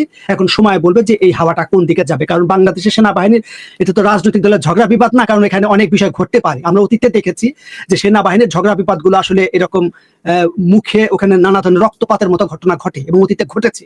আমরা চাই না সেরকম কোনো ঘটনা ঘটুক, এগুলো একটা শান্তিপূর্ণ সমাধান হোক, একটা বোঝাপড়া হোক, কিন্তু সব জায়গার ভিতরে রাজনীতি আছে। রাজনীতিটা আমি দেখলাম যে ভারতের পক্ষে বা আওয়ামী লীগের পক্ষে দুর্বল, ভারতের প্রতি দুর্বল, তারা সুবিধা পায় নাই, তারা প্রমোশন পায় নাই, তারা কর্নার ছিল, কোণঠাসা ছিল, এরকম নানা ধরনের বিষয়গুলো আছে। এবং তারা চাচ্ছে যে ওই যে আমরা দেখলাম গোলাম আজমের ছেলে, তারা যদি এত বড় অফিসার তাদেরকে গোপনে রাখা হয়, গুম করে রাখা হয়, তাহলে এদের কেন বিচার হবে না, এই কথাগুলো সামনে আসছে। কিছু কিছু কথা অবশ্যই যৌক্তিক এবং ন্যায়সঙ্গত, সেগুলো অবশ্যই বিবেচনা নেওয়া উচিত, কিন্তু সেই জিনিসগুলো একটা সুস্থ চিন্তার মধ্যে একটা রাজনৈতিক সরকারের অধীনে করলে সেই জিনিসগুলো ভালো হয়। এটার সাথে একটা সম্পূর্ণ প্রশ্ন হচ্ছে, প্রশ্নটা হচ্ছে যে যাদের অভিযোগ এসেছে বা যাদেরকে গ্রেপ্তার করা হচ্ছে অনেকেই লেফটেন্যান্ট জেনারেল পদমর্যাদার, এবং আপনি জানেন যে এই বিষয়টা নিয়ে কিন্তু সেনাবাহিনীর ভিতরে নানান তুলপার হচ্ছে। আপনিও বলছেন, আমাদের দর্শকরা অনেক কমেন্টস করছেন এই বিষয়ে, যে একটা বিষয় হচ্ছে যে এই মুহূর্তে কি এটা করা দরকার ছিল, আর একটা বিষয় হচ্ছে যে আপনি যেটা বলছেন খুব সুন্দর হবে, যে একই শহরে সেনাবাহিনী সরকার, তারা ফেসবুক দেখে গ্রেপ্তার করতে হয়, তাদের এটা ইমেইলও করতে পারে না। আসলে সরকারটা কারা পরিচালনা করছে এই নিয়ে কিন্তু আমরা গত 14 বছর বুঝতে পারছি না যে সরকার কারা পরিচালনা, সরকারটা পরিচালিত হচ্ছে কিভাবে, এই বিষয়ে কি একটু বলবেন প্লিজ? না, সেটা আছে যে এখানে বলা হয় যে ডিপ স্টেট একটা শব্দ খুব পপুলার সাম্প্রতিক সময়, যে সরকারের ভিতরে সরকার, সেটা বুঝতে পারা যায় যে আমাদের এখানে, কারণ একজনের কথার সাথে কর্মকাণ্ডের সাথে আর একজনের কথার বা কর্মকাণ্ডের মিল নেই, সেই জিনিসগুলো আমরা দেখছি। তো সেই ক্ষেত্রে আমরা চেয়েছিলাম যে সরকারের পক্ষ থেকে, অন্তর্বর্তীকালীন সরকারের প্রধান প্রফেসর ইউনূসের পক্ষ থেকে একটা সুনির্দিষ্ট বক্তব্য এই সমস্ত বিষয়ে, কিন্তু সেরকম কোনো বক্তব্য আমি প্রেস রিলিজ এখনো পর্যন্ত খেয়াল করিনি। এখন সেই জিনিসগুলো আমরা দেখলাম যখন একটা রাজনৈতিক সরকার না থাকে, একটা অন্তর্বর্তী সরকার, তাদের নানা সিদ্ধান্ত আমরা দেখলাম যে বিভিন্ন পক্ষ তাদের পক্ষে টানাটানি করছে। আমরা যদি বলি যে এখন এই অন্তর্বর্তী সরকারের স্টেক হোল্ডার কারা, মানে তারা অংশীদার যদি আমি বিএনপি কে ধরি, বাংলাদেশ জাতীয়তাবাদী দল, জামাত ইসলাম, তারপরে জাতীয় পার্টি, বামপন্থী দলগুলো আছে, অন্যান্য এনসিপি সহ অন্যান্য দলগুলো আছে, এই দলগুলো তারা চেষ্টা করছে সরকারকে যে যার মতো প্রভাবিত করতে, সরকারকে তার মতো টানতে। তার একটা বড় কারণটা হচ্ছে যে নির্বাচন নিয়েও এদের মধ্যে টানাপোড়েনটা শুরু হয়েছে। সরকার প্রশাসন, আমরা বিএনপির পক্ষ থেকে এই সরকারের নিরপেক্ষতাতে নিজেরাই প্রশ্ন তুলেছি, যে সরকারের নানা সিদ্ধান্ত যে কার্যকর হচ্ছে না সেটা দেখা যায়। আইন শৃঙ্খলা পরিস্থিতি থেকে শুরু করে অনেক গুরুত্বপূর্ণ সিদ্ধান্ত সরকারের ভেতরে, যেমন আমি তার একটা উদাহরণ দিয়ে কথাটা শেষ করবো, যেমন মাহফুজ আলম সরকারের একজন গুরুত্বপূর্ণ উপদেষ্টা এবং এই আন্দোলনের একজন, সেই সম্প্রতি মিডিয়াতে ফলো করে বিভিন্ন মিডিয়া সেখানে উপস্থিত ছিলাম, আমাদের কাছে পরিচিত লোকজন সেখানে উপস্থিত ছিলেন, এবং সেখানে তিনি বলেছেন যে কিভাবে কাজ হয়। আমি আসলে কতদিন ক্ষমতা আছে আমি নিজেও জানি না, 2 মাস পরে না 1 মাস পরে এটা, এবং আমাদের মন্ত্রণালয় বা সচিবরা মিটিং হয়, অনেক কিছু আমিও জানি না। এই যে জিনিসগুলো হচ্ছে যে আমাদেরকে জানানো হয় না, বা তারা কোনো জায়গায় বাধা আছে। এখানে পত্রিকাতেই বিভিন্ন সময় আমি মানব জমিন বেশ একটা পত্রিকায় পড়েছি, আমরা দেখলাম সরকারের ভেতরে প্রশাসন আমলাতন্ত্র, যেটাকে বলা হয় যে আমলাতন্ত্র আগে যেমন ছিল, আমলাতন্ত্র এখন যতটা ক্ষমতার চর্চা করছে আগের মতোই চর্চা করছে। অনেক উপদেষ্টা যারা হচ্ছে অভিজ্ঞতা নাই, তাদের দক্ষতা নাই, যোগ্যতা নাই, বয়স কম, সেটা বোঝার মতো যে একটা শক্তি, সামর্থ্য, অবস্থা, দক্ষতা, চৌকস সেটাও না, যে কারণে যে যার মতো করে কাজগুলো করছে। যে এটা একটা সাধারণ একটা প্রমাণ, তাকে মেটিকুলাস ডিজাইনার বলা হয় এই আন্দোলনে, সে নিজে তার বক্তব্য সাংবাদিকদের সামনে কতটা অসহায় সেটা প্রকাশ করা যায়, সেটা বোঝা যায় যে সে জানে না তাকে চালানো হচ্ছে, এটা জানা যায় তার উপর প্রভাব বিস্তার। কারণ সে যে জামাত ইসলামের সে কিছু কটু সমালোচনা করেছিল, মুক্তিযোদ্ধা নিয়ে কাফফারা দেওয়া নিয়ে আপনার হয়তো খেয়াল আছে যে জামাত ইসলাম এভাবে কাফফারা দিতে হবে, তারাও তার উপর একটা নজরদারি রেখে, যেহেতু প্রশাসনের ভেতরে। আমি তাসনিম খলিল, আপনি জানেন, একজন নেত্র নিউজের সম্পাদক, তার একটা ইন্টারভিউ আছে পোস্টের সাথে, তিনি বলেছিলেন যে বাংলাদেশের সরকার আসলে চালাচ্ছে জামাত ইসলাম। এখন এটা জামাত ইসলাম না, আমাকে বেশ কয়েকজন বলেছে, আচ্ছা আপনারা যে বলেন যে এই সরকার মৌলবাদী, জঙ্গিবাদী বা জামাতি বা মুক্তি, কিন্তু এই সরকারের যারা উপদেষ্টা আছে, ওয়াহিদুদ্দিন মাহমুদ থেকে শুরু করে সিআর আব্রা, রিজওয়ানা, এরা তো সব নিউ লিবারাল, গণতান্ত্রিক। প্রফেসর ইউনূস উনি কি জঙ্গিবাদ? উনি তো দাঁড়িয়ে নাই, টুপি নাই, উনি ভেরি মডার্ন, দেশ বিদেশে ঘোরেন। That's true. এই আন্দোলনের সময়ও আমরা দেখেছি স্বাধীন বাংলা বেতার কেন্দ্রের গান, বঙ্গবন্ধুর বাংলায় বৈষম্যের ঠাই নিয়ে স্লোগান দিয়েছে আমরা, অনেক বাঙালি, তুমি কে আমি কে, বাঙালি বাঙালি, তোমার আমার ঠিকানা পদ্মা মেঘনা যমুনা, এই যে জিনিসগুলো, স্লোগানগুলো আমরা শুনেছি শহীদ মিনারে, রাজু ভাস্কর্যে, কিন্তু দেখা গেল কিন্তু তার কর্মকাণ্ডগুলো আসলে ভিন্ন। এখন ধীরে ধীরে অনেক কিছু প্রকাশিত হচ্ছে, ক্ষমতায় যাই না আমরা বিভিন্ন, এভাবে বলা যায় আসলে সরকারের ভিতরে বিভিন্ন পক্ষ টানা চেষ্টা করছে। তারা বিশেষ করে ইসলামী দলগুলো মনে করছে যে তারা এখন খুব জৌলুস এবং খুব আত্মবিশ্বাস এবং ক্ষমতা বোধ করছে। তারা ইউনূসকে নানাভাবে অভিধা করছে, এই জিনিসগুলো বলেছি, এবং তারা ভেতরে ভেতরে নানাভাবে প্রভাবিত করার চেষ্টা করছে। এরকম আমরা বলছি, যেমন সম্প্রতি আমি বললাম যে বিভিন্ন বিদেশি সংস্থারও তৎপরতা বৃদ্ধি পেয়েছে, সেটাও প্রকাশিত। টরিক ভাই, এই জায়গায় একটা বিষয় বলে নেই, আপনি দেখেছেন যে এই সরকারের শুরু থেকে পিনাকি ভট্টাচার্য যেমন ইলিয়াস হোসেন তারা একটা সরকারের প্রতি প্রভাব বিস্তার করছে। আমরা গতকালকে কিছু ভিডিও দিলাম, পিনাকি ভট্টাচার্য বলেছেন যে এই গ্রেপ্তারটা আমি করিয়েছি, যে এই গুম হত্যা খুনের যে সেনাবাহিনী থেকে এদেরকে মানে এই মামলাটা বিশাল বিজয় হয়েছে, মানে আমরা করিয়েছি। মানে এতে করে অনেকের প্রশ্ন, আসলে কি এই পিনাকি বা ইলিয়াসরা কি এই সরকার পরিচালনা করছেন পিছন থেকে? আমি একটা প্রশ্ন, যদি এতই ক্ষমতাবান এস আলমকে গ্রেপ্তার করতে পারেন না কেন? ওনাকে কম কথা বলেছেন? বসুন্ধরা গ্রুপের মালিককে গ্রেপ্তার করতে পারছেন না কেন? বুঝতে কথা বলে এরকম বললাম। উনি আজাদ গ্রুপের কথা অনেক বলে, যে হামিম গ্রুপের যে মালিক, বিজনেস কমিউনিটি, বাংলাদেশের বড় বিজনেস কমিউনিটি বিসিসিআই যারা চেয়ারম্যান ছিলেন, এরকম মানে ঝড়ে বক পরে শকুনে কেরাম হতে পারে। তারা কোনোভাবে প্রভাবিত করার চেষ্টা করেন, সেটা ঠিক আছে, কিন্তু তার মানে এই নয় যে তার কথা শুনে সেনাবাহিনী চলছে বা করছে। এটা তো একটা সাংবিধানিক দায়িত্ব, আইন আদালতের বিষয়, মামলা মোকদ্দমা বিষয়। সে তো তারা এত বোঝেন নিজেরা দেশে আসেন না কেন? সাধারণ যেমন তারেক রহমানকে যখন সাংবাদিক প্রশ্ন করলো যে আপনি দেশে আসেন না কেন, উনি বললেন যে সঙ্গত কারণ। এটা তো কোনো উত্তর হলো না, সঙ্গত। তাহলে তারেক রহমান একটা প্রধান দলের প্রধান, তিনি দেশে আসতে পারছেন না সঙ্গত কারণে, মানে ভ্যালিড রিজন। কিন্তু ওনারা বলছেন যে ওনারা করছে, ওনারা এটা প্রচার করছে। কিছু লোক সেনাবাহিনী বা বিভিন্ন সংস্থার মধ্যে তারা তথ্য পাচার করে, লিক আউট করে, যেটাকে বলে। এটা তো আমাদের প্রতিষ্ঠান, আমরা যদি বলি স্বাধীন সেনাবাহিনী একটা মর্যাদাজনক প্রতিষ্ঠান আমাদের দেশের জন্য, আমাদের গৌরব করা উচিত প্রথমত। এবং ভালো হোক মন্দ হোক, এটা আমাদের প্রতিষ্ঠান। এখন এই প্রতিষ্ঠানের দুর্বলতা তো আমাদের জন্য আনন্দের না, কষ্টের, বেদনার। এটা আমাদের দুর্বলতা। এই আমাদের সেনাবাহিনী যদি ওনার কথা শুনে চলে, তাহলে এরা বিদেশের সাথে যুদ্ধ করবে কেমনে? আমাদের বাংলাদেশের নিরাপত্তা দিবে কিভাবে? সেটা কি সম্ভব? ভারতের গোয়েন্দা তথ্য কি কোনো একজন ইউটিউবার, এটা কি এই যে জিনিসগুলো বলছেন, অনেক বিষয়ই যে উনি স্বরাষ্ট্রমন্ত্রী তার কথা শুনে চলে, স্বরাষ্ট্রমন্ত্রীর কথাবার্তা যদি এরকম হয়, তার কর্মকাণ্ড এটা যদি তাদের স্ট্যান্ডার্ড হয়, লেভেল হয়, তাহলে হতাশ। এবং সেনাবাহিনী বা এরা বা রাজনৈতিক প্রতিষ্ঠানগুলো তারা বলছে বিভিন্ন জমায় তাদের সাথে কিছু উপদেষ্টার যোগাযোগ আছে বা সম্পর্ক ছিল। সে উপদেষ্টাদের সাথে ব্যক্তিগত সম্পর্ক আমার বা অনেকেরই ছিল বা আছে, আত্মীয় স্বজন আছে, সেটা বলছে না কোন পর্যায়ের আত্মীয় স্বজন আছে। কিন্তু সেটার অর্থ এই নয় যে আমি এটা করিয়েছি। তারা বলতে পারে এটা যে তাদের একটা আকাঙ্ক্ষা ছিল যে এদের বিচার হবে। সেই আকাঙ্ক্ষা তো শুধু তাদের না, বাংলাদেশে আইনের শাসন প্রতিষ্ঠিত হোক, সকল অন্যায় গুম খুনের বিচার হোক, এটা সবাই চায়। এমনকি আপনি আওয়ামী লীগের কাউকে যদি বলেন ভাই আপনি কি গুম খুনের বিচার চান, ওরা কি বলবে যেন আমরা চাই না? যেমন আপনি জুলাই অভ্যুত্থানের যে হত্যা হলো, এই হত্যার ইনডেমনিটি নিল, ইনডেমনিটি তো তার অধ্যাদেশ দিন, এটি তো সংবিধানে আসতে হবে। ক্ষমতায় যারা আসবে তাদেরকে একটা বৈধতা দিতে হবে। তাহলে এইটার বৈধতা নিল কেন? এই যে বৈধতা নিল, তার মানে খুনগুলো হয়েছে। এই জিনিসগুলো তারা এগুলো নানাভাবে বলছে, একটা বিভ্রান্ত ছড়ানো, যে তাদের ক্ষমতা জাহির করার জন্য কথাগুলো বলে। আমার এটা বিশ্বাস হয় না। জি টরিক ভাই, একটা বিষয় আমরা দেখলাম 2-1 দিন আগে মির্জা ফখরুল ইসলাম আলমগীর বলছেন নির্বাচন নিয়ে গভীর ষড়যন্ত্র হচ্ছে, এবং এই বিষয়টা কি অনেকেই বলছেন যে এই যে সেনাবাহিনী বা এই গ্রেপ্তারটা, এটার পিছনে এই যে নির্বাচনের ষড়যন্ত্র, এটা কি কোনো মানে ছায়া দেখেন আপনি? এটা যেহেতু ধন্যবাদ, এই যে এটা আমি আপনাকে তো বলছি না, বলছে আমি একটু আগে বললাম স্টেক হোল্ডার, যারা হচ্ছে নির্বাচনের অংশীজন, যারা এই নির্বাচনে অংশগ্রহণ করবে এবং যারা মনে করে যে আমরা সবাই নির্বাচন করে কেন? নির্বাচনে অংশগ্রহণ করে ক্ষমতায় যাওয়ার জন্য নির্বাচন করছে, যে আমি ক্ষমতায় গেলে আমরা দেশের জাতির মানুষের উন্নয়ন কল্যাণ করব। এটা হচ্ছে দেশপ্রেম কল্যাণ, এদের মুখের কথা, ভেতরের কথা আলোচনায় না আনি। এখন সেই লোকগুলো বলছে যে নির্বাচনে ষড়যন্ত্র হচ্ছে। যে বিএনপির নেতা একজন বলছে তা না, সকলেই বলছে, জামাতের লোকজন বলছে, অন্যান্য দলের লোকজন বলছে। যদি এতজন একসাথে, তারেক রহমানও বলছেন, ইভেন কি তারেক রহমানও আকার ইঙ্গিতে বলছেন। হ্যাঁ, তারেক রহমানও বলছে, একাধিকবারই বলেছে। তো এই যে সকল দলের লোক, সকল পর্যায়ের শীর্ষ নেতারা যদি এরকম কথা বলে থাকে, তাহলে বলতে হবে ডাল মে কুচ কালা হয়, there is something happen or something wrong. সেটা নিয়ে সব উদ্বেগ আছে। আসলে উদ্বেগটা কোথায়? সবাই যার একটা ডিজাইন আছে, সবার মধ্যে একটা ডিজাইন এন্ড ডিজায়ার, যে আমরা এইভাবে নির্বাচনটা চাই, সুষ্ঠুভাবে সুন্দরভাবে নির্বাচনটা হবে, ভোট হা হা হি হি করে ভোট দিবে যে যার মার্কায়, তারপরে ক্ষমতায় যাবে। কিন্তু জিনিসটা তো সহজ না। এই কারণে যে এই জুলাই অভ্যুত্থানের যারা অংশীজন এবং যারা ভাগিদার, এখন একটা ভাগিদার তৈরি, যে আমরা কারাই আন্দোলনটা করেছে। যেমন আমরা জানি এনসিপি নতুন দল, এই দলের আগের দল ছিল হচ্ছে বৈষম্য বিরোধী ছাত্র আন্দোলন। এরা বলছে যে আমাদের নেতৃত্বে এই আন্দোলনে আমরাই হচ্ছে প্রধান, আমরাই সবকিছু। বিএনপিটা দুদিন পারে নাই। এই যে তারা বলছে, বিএনপিকে তারা ব্লেম করছে যে তোমরা এত হ্যাডাম আছে, এত ক্ষমতা আছে, তোমরা তো 15 বছরে কিছু করতে পারো নাই। এবং এগুলো আজে বাজে শব্দ প্রয়োগ, চয়ন এগুলো হয়েছে, স্লোগান হয়েছে, এটা বলার ভাষা না।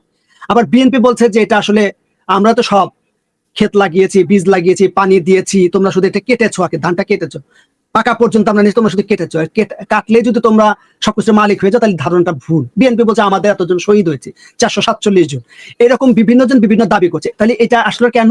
যেহেতু এরা বলছে যে এই আন্দোলন আমার জামাত, এখানে জামাত শিবিরের লোকজন বলছে যে আসলে বৈষম্য বিরোধী ছাত্র আন্দোলন যারা বলছে ওদের মানে পাবলিক সাপোর্ট গুলো আমরা দিয়েছি, ওদের বুদ্ধি পরিকল্পনা, লোকবল, প্ল্যান, ডিজাইন, বিভিন্ন দেশ বিদেশে যোগাযোগ, লবিস্ট ফার্ম, এগুলো সব আমরা করেছি। ওরা বলছে টাকা এগুলো আমরা দিয়েছি, তাহলে এবং গোপন আস্তানা কোথায় থাকবে, মিটিং হবে, সব এই যে এটা বলছে। তাহলে ওরা বলছে যে আমরা এত কিছু বললাম, কিন্তু নির্বাচনের মাধ্যমে নির্বাচনে আমরা যদি ক্ষমতায় না যাই তাহলে এই নির্বাচনের দরকার কি? এই যে একটা প্রশ্ন। তাহলে নির্বাচনটা এমন হতে হবে যেন আমার অংশীদারটা থাকে, আমার যেন একটা শক্ত অবস্থান থাকে। নির্বাচনের পরে দেখা গেল আমি ভোট পাইনি, আমার 5 জন জামাতের যদি এরকম হয়, অতীতের মতো, এখন কি বাস্তব পরিস্থিতি আমরা জানি না, অতীতের হিসেব যদি তারা কয়টা সিট হবে, 10, 15, 20, 30, কিন্তু তারা 50, সেটা তো তারা আশা করে না। তারা মনে করে ক্ষমতায় যাবে, তাদের 100 বা 102, 120, 30 সিট দরকার। সেটা তো বাস্তব পরিস্থিতি বলে সেটা তারা পাবে না, হিসেবে নাই।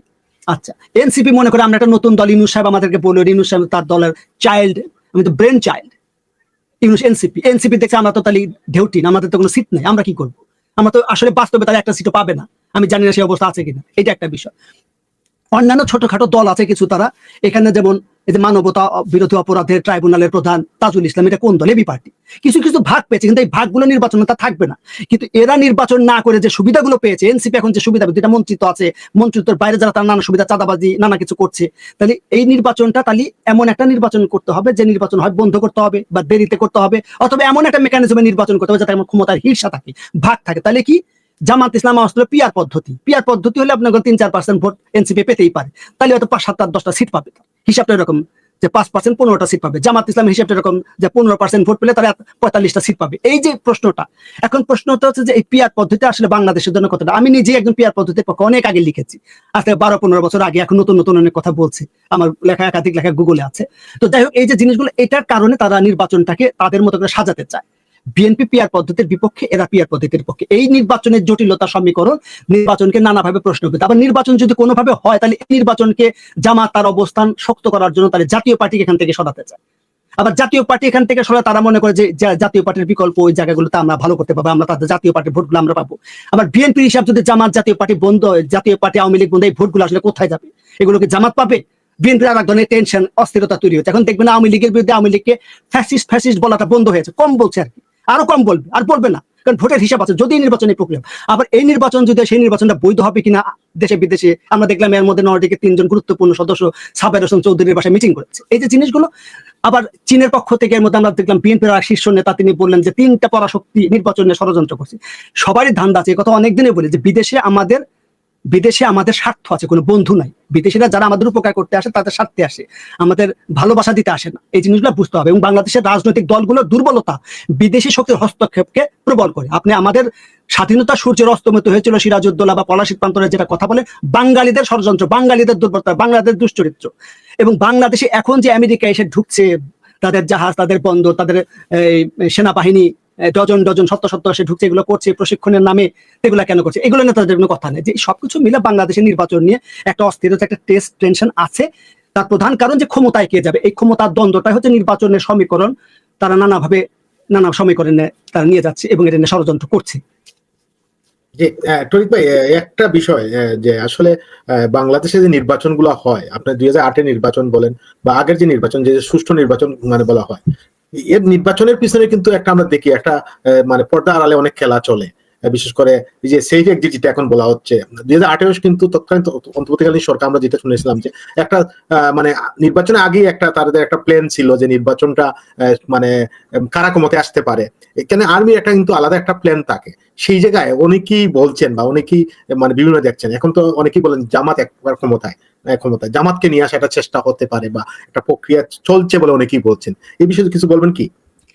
এই জন্য বললাম যে ক্ষমতার ভেতরের একটা হচ্ছে জামাত ইসলাম, একটা রাজনৈতিক দল, তাদের একটা নিজস্ব মতাদর্শ আছে। তারা ইসলামী রাষ্ট্র প্রতিষ্ঠিত করতে চায়, শরিয়া আইন প্রতিষ্ঠিত করতে চায়। তো বাংলাদেশে বলা হয়, যেটা আমি এই কথাগুলো পছন্দ করি না, পছন্দ না করলে তো মানে জিনিসগুলা বলা বন্ধ হবে না, অন্ধ হলে প্রলয় বন্ধ হবে না। তারা বলে মুসলমানের দেশ, 90% মানুষ মুসলমান, এখন 90 ভাগ মুসলমান, তাহলে এখানে ইসলামী রাষ্ট্র প্রতিষ্ঠিত করতে। এই যে সাধারণ সমীকরণগুলো এই এই এই মতাদর্শ, এই রাজনীতিকে অনেক মানুষ সমর্থন করে।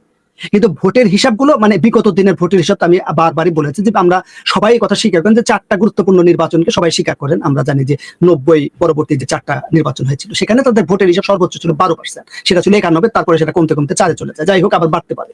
এখন যে প্রশ্নটা আসলে তো ক্ষমতায় তাদেরকে দেখতে চায়, এখন যারা এই দল করে এই দলের সমর্থনকে তার স্বাভাবিকভাবে ক্ষমতায় দেখতে চায় এবং প্রশাসনের ভিতরে তাদের অবস্থান যে নাই তা না। জামাত একটা আমরা বলি যে একটা সুশৃঙ্খল, তারপরে তারা চিন্তা ভাবনা করে দল করে হই, মানে অন্যান্য বুর্জোয়া দল যেগুলো আছে আমরা বাংলাদেশের আওয়ামী লীগ, বিএনপি বা জাতীয় পার্টি এই ধরনের দলের মতো জামাত ইসলাম, এখানে কমিউনিস্ট পার্টি আগে বা এখন ওইভাবে একটা সুশৃঙ্খল পার্টি, আবার জামাত ইসলাম এরকম একটা সুশৃঙ্খল পার্টি। তো তাদের একটা তাদের সরকারের কোথায় কে কিভাবে কাজ করছে, আমি যদি বলি একটা জেলায় ডিসি, এসপি, ম্যাজিস্ট্রেট, কোর্টে, বিচার বিভাগে, শাসন প্রশাসন, পুলিশে এবং সারা দেশের কোথায় তার একটা ডেটা তাদের কাছে সুনির্দিষ্ট আছে।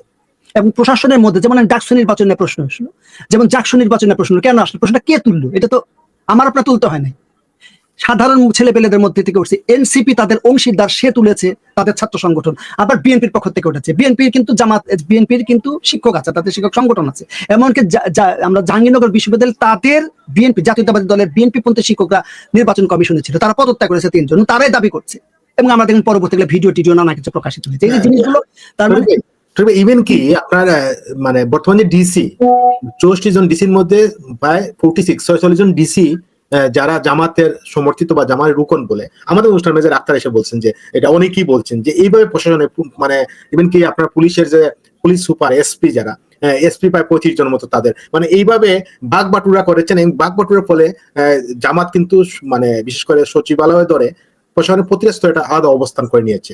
এতে করে আপনার অনেকেই বিএনপি আতঙ্কিত যে নির্বাচনটা আসলে কি কারচুপির মাধ্যমে নির্বাচন হবে বা নির্বাচন আসলে সুষ্ঠু হবে বা নির্বাচন হবে কিনা, এই প্রশ্নটা কিন্তু আবার আসতেছে। ঠিকই বলছেন, কারণ এটা তো আপনি বলছেন, এই কথা তো বিএনপি থেকে বলেছে জানুয়ারি মাসে এই বছর। বিবিসির সাথে সাক্ষাৎকারে বিএনপির নেতা মির্জা ফখরুল ইসলাম আলমগীর এই সরকারের নিরপেক্ষতা নিয়ে প্রশ্ন, যেটা নিয়ে পরবর্তীকালে নাহিদ ইসলাম বললো যে এরা যেভাবে কথা বলছে সেটা হলে বাংলাদেশ 1-11 পরিস্থিতি সৃষ্টি হবে, খেয়াল আছে হয়তো আপনার। তাহলে নাহিদ কিন্তু এটা তর্ক করলো, তাহলে 1-11 থেকে আবার বিএনপি ইউনূসের সাথে একটা বোঝাপড়া করলো, এতটাই বোঝাপড়া উনি লন্ডনে গেলেন জুলাই মাসে, তার সাথে দেখা করলেন, তারপর নির্বাচনের মাঠটা একটু পরিবর্তন করে মোড়টা একটু ঘুরে গেল। সেই মোড়টা কেন করলো, মনে করা হয় সেই সময় বিএনপির সাথে এক ধরনের ভেতর আন্ডারস্ট্যান্ডিং, যে তাদের এক্সিট পাওয়া, যে ইউনূস সাহেবের অনেক ব্যক্তিগত বিষয় তো আছেই, উনি ব্যবসা বাণিজ্য নানা সুযোগ সুবিধা নিয়েছেন, কিন্তু একজন সুবিধাবাদী লোক, এটা তো পরিষ্কার। 29টা বিষয় উনি ব্যক্তিগত সুবিধার, কোন দেশের সরকার অন্তর্বর্তী সরকার প্রধান পৃথিবীতে নাই এরকম নেন উনি। আচ্ছা যাই হোক, এটা তারপরে উনি পরবর্তীকালে আমরা দেখলাম যে উনি জাতিসংঘর সাধারণ দিবসে সব দলের 3 দলের নেতাদের নিয়ে গেল। বিএনপির নেতা তো একেবারে মনে হলো যে তেলের বালতি নিয়ে গেছেন। আমি দুঃখিত, উনি একজন সজ্জন ভদ্রলোক ব্যক্তি, সম্মান করি তাকে। তো উনি যেভাবে ওনার প্রশংসাগুলো ওনার সামনে, যে আমি ওনার মধ্যে জিয়াউর রহমানের প্রতিচ্ছবি দেখতে পাই, তো উনি যদি প্রতিচ্ছবি দেখতে এই আলোচনা প্রচলন, তাহলে উনি থাকলে তো ওনাদের সমস্যা হওয়ার কথা না। এই যে জিনিসগুলো মানে সমীকরণটা চেঞ্জ হয়ে, তার মানে কিছু একটা সমীকরণ বোঝাপড়া হয়েছে। আপনি যেটা বললেন যে জেলায় ডিসিএসপি, আপনার এখানে আসছিলেন ফজলুর রহমান, বিএনপির নেতা, খালেদা জিয়ার রাজনৈতিক উপদেষ্টা, উনি বলেছেন যে আমার যে এলাকা, আমার এলাকায় ডিসি আছে, এসপি আছে, ওসি আছে, তারা কতটা জামাতি সেটা আমাকে কেউ বলে বুঝাতে পারবে না। আমার কথা শুনে হাসি হাসি করে সুন্দর সুন্দর কথা বলে, আসেন ভাই চা খান, এই সেই, কিন্তু কাজের কাজ কিছু করছে না, তারা জামাতের পারপাস। তো এরকম first hand information, first hand data আপনার কাছে থাকতে আপনার আমি আর কার কাছে যাবো, যেরকম বিভিন্ন ঘটনাগুলো ঘটছে। তো যে কারণে নির্বাচনকে প্রভাবিত করা প্রবণতা, সেটা শুধু জামাতকে একা দায়ী করা যাবে না, জামাতের জন্য বিএনপি সেরকম করবে। তো যে যাই করুক না, এটা তো স্বাভাবিকভাবেই সে যে যার দিকে নির্বাচন থেকে টানতে চেষ্টা করবে, কিন্তু সরকারের দায়িত্ব একটা লেভেল প্লেইং ফিল্ড করা, যাতে করে এই অবস্থা না তৈরি হয়, কেউ দাবি না করতে পারে। কিন্তু সরকারও এমন কোন পরিস্থিতি সৃষ্টি করতে পারছে না যে মানুষ বা জনগণ আস্থা করবে, নির্ভর করবে যে এই সরকার আমলে একটা সুষ্ঠু সুন্দর নির্বাচন হবে। এই জন্য সবাই অবিশ্বাস করে প্রথম প্রশ্ন করে, আপনি হয়তো শুনবেন সাংবাদিক হিসাবে যে ভাই নির্বাচন হবে তো, ঠিকঠাক মতো হবে তো, নাকি আমি দামি নির্বাচন হবে, নাকি আবার রাতের দিনের এরকম। তাহলে এই পরিস্থিতিতে কেন এই আশঙ্কা? কিন্তু বাংলাদেশেই 4টা অন্তর্বর্তী তত্ত্বাবধায়ক সরকার ছিল, কিন্তু 4টা তত্ত্বাবধায়ক সরকারে একজনের ক্ষেত্রে ব্যতিক্রম 2 বছর, সেটা নিয়ে নানা কথা আছে। বাকি 3 জন তো 3 মাস করে ছিল, 3 মাস করে দিয়ে সুষ্ঠু নির্বাচন হয়েছে। কিন্তু এই সরকারের বেলায় কেন এত কথা উঠছে? এই কারণেই তারা তাদের ক্রেডিবিলিটিটা, তাদের নির্ভরযোগ্যতা, বিশ্বাসযোগ্যতা নানাভাবে ক্ষতিগ্রস্ত করেছে তাদের কর্মকাণ্ডের মাধ্যমে। ইউনূস সাহেব নিজেই তার সাক্ষাৎকারে বলেছেন, মানুষ তো 5 বছর, 10 বছর, 50 বছর, আমি জানি না, আমার খুব ইচ্ছা ছিল কোন লোকটা তাকে 50 বছরের কথা বলেছিলেন, তাকে আমার খুব দেখার ইচ্ছা, তার খুব জানার ইচ্ছা যে কোন লোকটা এই কথাটা বলেছিল। একটা বিষয় টরিকে খুব সুন্দর বলছেন, আপনি শুনে অবাক হবেন, ইভেন কি বিএনপির সিনিয়র নেতারা, সাবেক এমপি, অনেকের সাথে আমি টকশো করি, ব্যক্তিগতভাবে আমার জিজ্ঞাসা করেন ভাই নির্বাচন কি আসলেই হবে, আপনারা তো টকশো করেন, অনেকের সাথে কথা বলেন, বিএনপির নেতারা কিন্তু এই প্রশ্নটা আমাদেরকে করেন। কারণটা হচ্ছে কি, কেউ জানেন না আসলে নির্বাচনটা হবে কিনা। আমরা এই বিষয়ে পরে যাব। একটা বিষয় আপনার জুলাই সনদ নিয়ে একটু কথা বলতে যাচ্ছি, গণভোট নিয়ে কথা, গণভোট, এই যে বিষয়গুলা, এই বিষয়গুলা নিয়ে আসা হয়েছে। এবং একটা বিষয় আমি খুব মানে মানে জানতে ইচ্ছে করছে যে জুলাই সনদ, গণভোট, এই বিষয়গুলো নিয়ে বিশেষ করে বামপন্থী দল বাংলাদেশের কমিউনিস্ট পার্টি তারা কিন্তু আগে ক্লিয়ার বলে দিয়েছিল যে তারা গণভোটের দিকে মানে মানে পক্ষে না। কিন্তু নতুন যে আপনার কমিউনিস্ট সাধারণ সম্পাদক কাফি রতন, উনি দেখলাম যে বক্তব্য রেখেছেন, মানে অনেকটা গণভোটের পক্ষেই বলছেন বলে অনেকেই বলছেন। এই বিষয়ে কি কিছু বলবেন, বা গণভোটের এই প্রশ্নগুলো কেন আসতেছে, এই বিষয়ে একটু বলেন প্লিজ। সেটা পার্টির বক্তব্য, কমিউনিস্ট পার্টির নেতৃত্ব আছে। আমি ফেসবুকে তাদের পোস্টে দেখলাম, বক্তব্য দেখলাম, এবং আমি জানি কমিউনিস্ট পার্টির মধ্যে মুজাহিদুল ইসলাম সেলিম প্রভাবশালী নেতা, তিনি প্রধান, মানে অলিখিতভাবে প্রধান তিনি একটা। আবার আছে রুহিন হোসেন প্রিন্স, আগে ওই যে ঐক্যমত কমিশনের মিটিং গুলোতে ধারাবাহিকভাবে রুহিন হোসেন প্রিন্স পর্যন্ত গেছেন, উনি আপডেট দিয়েছেন বিভিন্ন সময়, একতা বা ওনাদের অনলাইনে দেখেছে জিনিসগুলো। পার্টির কংগ্রেসের পর কাফি রতন বোধহয় প্রথম সে অন্তর্বর্তী ঐক্যমত কমিশনে যে বক্তব্যটা দিয়েছে। এখন এই বক্তব্যটা আসাতে পার্টির বক্তব্য, পার্টির যে আপনার সিদ্ধান্ত, সাংগঠনিক অবস্থান, সেই সাংগঠনিক অবস্থানের সাথে মনে হয়েছে একটু ভিন্নতা আছে। আমি সেলিম ভাইয়ের পোস্টগুলো দেখলাম, এবং রুহিন হোসেন প্রিন্স ভাই একই কেন্দ্রীয় কমিটিতে আছেন, কিন্তু সেটার সাথে একটু অসঙ্গতিপূর্ণ আছে। কিন্তু পার্টির আমি দলিলে যেটা দেখলাম, পার্টির বক্তব্যের মধ্যে গণভোটের পক্ষে তারা সেভাবে না। কারণ এটা হচ্ছে আমার বক্তব্য, ওনাদের বিস্তারিত ওনাদের কাছে শুনলে হয়তো জিনিসটা বুঝতে পারবেন। এটা ব্যক্তিগতভাবে যদি বলেন যে গণভোট কেন, এটা একটা প্রশ্ন যে গণভোট কেন, যে জুলাই ঘোষণার কথা যেটা বলা হচ্ছে, যে জুলাই ঘোষণার এরকম সরকারি যেরকম অনেকগুলো পাতা, এখানে অনেকগুলো পাতা আছে। তো এখন এই ফন্টে আমি দেখতে 35 পৃষ্ঠার হচ্ছে, এটা 10 ফন্টের আর কি, এর মধ্যে 34টি বিষয় আছে। এখানে এই জুলাই সনদ যেটা আছে, যে এটাকে সংবিধানের অন্তর্ভুক্ত করা, সংবিধানের উপরে স্থান দেওয়া। এখন এই 34টা বিষয়, 84টা বিষয়ে আপনি মতামত নেবেন কিভাবে? এরা বলছে যে অনেকগুলো বিষয়ে, প্রায় 73টা বিষয়ে রাজনৈতিক দলগুলোর মধ্যে ঐক্যমত হচ্ছে, বাকি বিষয়গুলোর ঐক্যমত হয়নি। এখন এই যে গণভোট যে দিবেন, এই যে গণভোট দিচ্ছে, এরা গণভোট দেওয়ার কি? 1 নম্বর প্রশ্ন, হুয়ার দে তারা, এরা যে আমাকে তাদের গণভোট দিচ্ছে, তারা কি আসলে? আর একটা সংবিধান মেনে সংবিধান রক্ষার শপথ নিয়েছে কিন্তু এই অন্তর্বর্তী সরকার। তা আর্টিকেল 106 এর কথা বলছে, সুপ্রিম কোর্টের রেফারেন্স দিয়ে। কিন্তু এরা যদি গণভোট করতে, প্রথমে তাদের সাংবিধানিক বৈধতা থাকতে হবে, 1। 2 নম্বর বিষয়, গণভোট একসাথে এত বিষয়ে গণভোট, এটা তো আমি পরে বুঝিনি। আবার অনেক বিষয় আমার নিজের প্রশ্ন আছে, যেগুলো দরকার আছে কিনা। অনেক বিষয় আছে যেগুলো এর মধ্যে দরকার নাই, যেগুলো অনেক আলোচিত বিষয়। তো একটা একটা করে বসে, একটা নতুন সরকার যখন হবে, সংসদ যখন হবে, সেখানে একটা একটা করে আলোচনা করে যে সমস্ত বিষয়ে ঐক্যমত হবে, তখন সেটা ওপেন, সবাই শুনতে পাবে যে কোন কোন বিষয় আমাদের আলোচনা হচ্ছে, সেটা সবাই শুনতে পাবে। কিন্তু বর্তমানে যে ঐক্যমত কমিশনের রাজনৈতিক দলগুলো যারা বলছে, রাজনৈতিক দলের মধ্যে বিএনপি কে ধরলাম, যে বিএনপি 30% ভোট আছে, জামাত ইসলাম 5, 6, 7 আসে, 10ই ধরলাম, আর বাকি দলগুলো মিলে তো 10 হবে না। তার মানে 50 ভাগের ভোট, আমি অতীতের ভোটের হিসাব যদি দিই, তোমরা 50 ভাগের, তারা তো কি আসলে প্রথমে তারা কি আমাদের প্রতিনিধিত্ব করে না? They are not representative of me, because I did not get the vote. আমি তাদেরকে ভোট দেইনি, তো কেউ ভোট দেয় নাই তাদেরকে। ভোট দিলে না সে আমার কাছে আস্থা অনাস্থা, হ্যাঁ না ভোট দাবি করতে পারে। তো তোমাদেরকে কে দায়িত্ব দিয়েছে এই কাজটা করার জন্য? আচ্ছা ঠিক আছে, এটা ডকুমেন্টটা করেছে, এটা থাকুক, নির্বাচিত সংসদে সে কাজগুলো করবে। এটা লাগে একটা প্রশ্ন। তারপরেও যদি ভোটটা করে, ভোট তো এই মানুষকে তো গণ সনদ তাতে বুঝতে হবে। বাংলাদেশের কয়জন মানুষ এই জুলাই সনদ বুঝতে পারবে? এত এত বিষয়গুলো মানুষ কিভাবে সিদ্ধান্ত নেবে? আপনি কি জুলাই সনদের পক্ষে না বিপক্ষে? এটা তো হতে পারবে না। একটা বিষয় না, অতীতে যে ভোটগুলো, যেমন সর্বশেষ যে ভোট হয়েছে 1991 সালে, সেটা কি ছিল? যে আমরা সংসদীয় গণতন্ত্র, রাষ্ট্রপতি শাসিত পদ্ধতি থেকে, আগে রাষ্ট্রপতি এরশাদ সাহেব ছিলেন, যে রাষ্ট্রপতি পদ্ধতি থেকে আমরা কি সংসদীয় গণতান্ত্রিক পদ্ধতিতে যাবো কিনা? ভাই আপনার এর পক্ষে না বিপক্ষে? সংসদীয় গণতন্ত্র কি? সেখানে সংসদ হবে ক্ষমতার কেন্দ্রবিন্দু, সবকিছু সংসদে ঠিক করতে হবে, কোনো ব্যক্তি ঠিক করবে না। রাষ্ট্রপতি পদ্ধতি হলো রাষ্ট্রপতি সবকিছু ঠিক করবে, সেখানে রাষ্ট্রপতি মন্ত্রী পরিষদকে জানাবে, সংসদে জানাবে, সেগুলো বাস্তবায়ন হবে। কিন্তু এখন উল্টো হয়ে গেল। তো পৃথিবীর জনপ্রিয় পদ্ধতিগুলো রেখেছে সংসদীয় পদ্ধতি, সেটা তো সিম্পল একটা বিষয় ছিল। আপনি জিয়াউর রহমানের সময় যদি বলেন এর সাথে তার সাংবিধানিক বৈধতা নিয়ে সে প্রশ্ন তুলেছে, ভাই আমি একজন সামরিক আইন প্রশাসক, আমি ক্ষমতায় এসেছি, আমি ভালো মন্দ যা করেছি দেশ উদ্ধারের জন্য, তোমার আমার পক্ষে না বিপক্ষে? হ্যাঁ ভাই পক্ষে বিপক্ষে, এই তো সিম্পল। কিন্তু জুলাই সনদ এরকম কোনো বিষয় না। এত অজস্র অসংখ্য বিষয় নিয়ে আপনি সাধারণ মানুষের মতামত নেবেন কোন অধিকার? এক। 2 নম্বর, কিভাবে এটা আপনি কিভাবে জাস্টিফাই করবেন যে আমি তো ব্যক্তিগতভাবে এটার পক্ষে না, আমি তো একজন ভোটার, আপনি একজন ভোটার, এরকম কোটি কোটি ভোটার আছে। তার চেয়ে বড় বিষয় এই বাংলাদেশের 50% মানুষের ভোটারের প্রতিনিধিত্ব ওই অন্তর্বর্তী এই যে ঐক্যমত কমিশনের তাদের নাই। কিন্তু এখানে ছোট ছোট দল আছে যাদের 5 জন 10 জন 5000 ভোট পাবে না, তাদের নাম দিয়ে আপনি 31টা দল বানাবেন। এখানে অনেক দল আছে তাদের ভোট না, তারা কখনো নির্বাচন করেও না, নির্বাচন করলে ভোট পাবে না, নির্বাচন জিতবে না। তাদের মতামতকে আমাকে কেন গ্রহণ করতে হবে?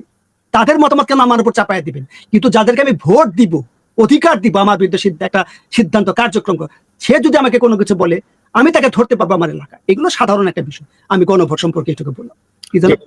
টরিক ভাই, আমরা শেষের দিকে আমরা আর কিছু প্রশ্ন, যে প্রশ্নগুলো এখন মানে সবাই করছেন আর কি, যে আওয়ামী লীগ ছাড়া নির্বাচন যদি হয় বাংলাদেশে, সেই নির্বাচন কি এখন হচ্ছে আন্তর্জাতিকভাবে এটা গুরুত্ব পাবে বা এটা বৈধতা পাবে কিনা?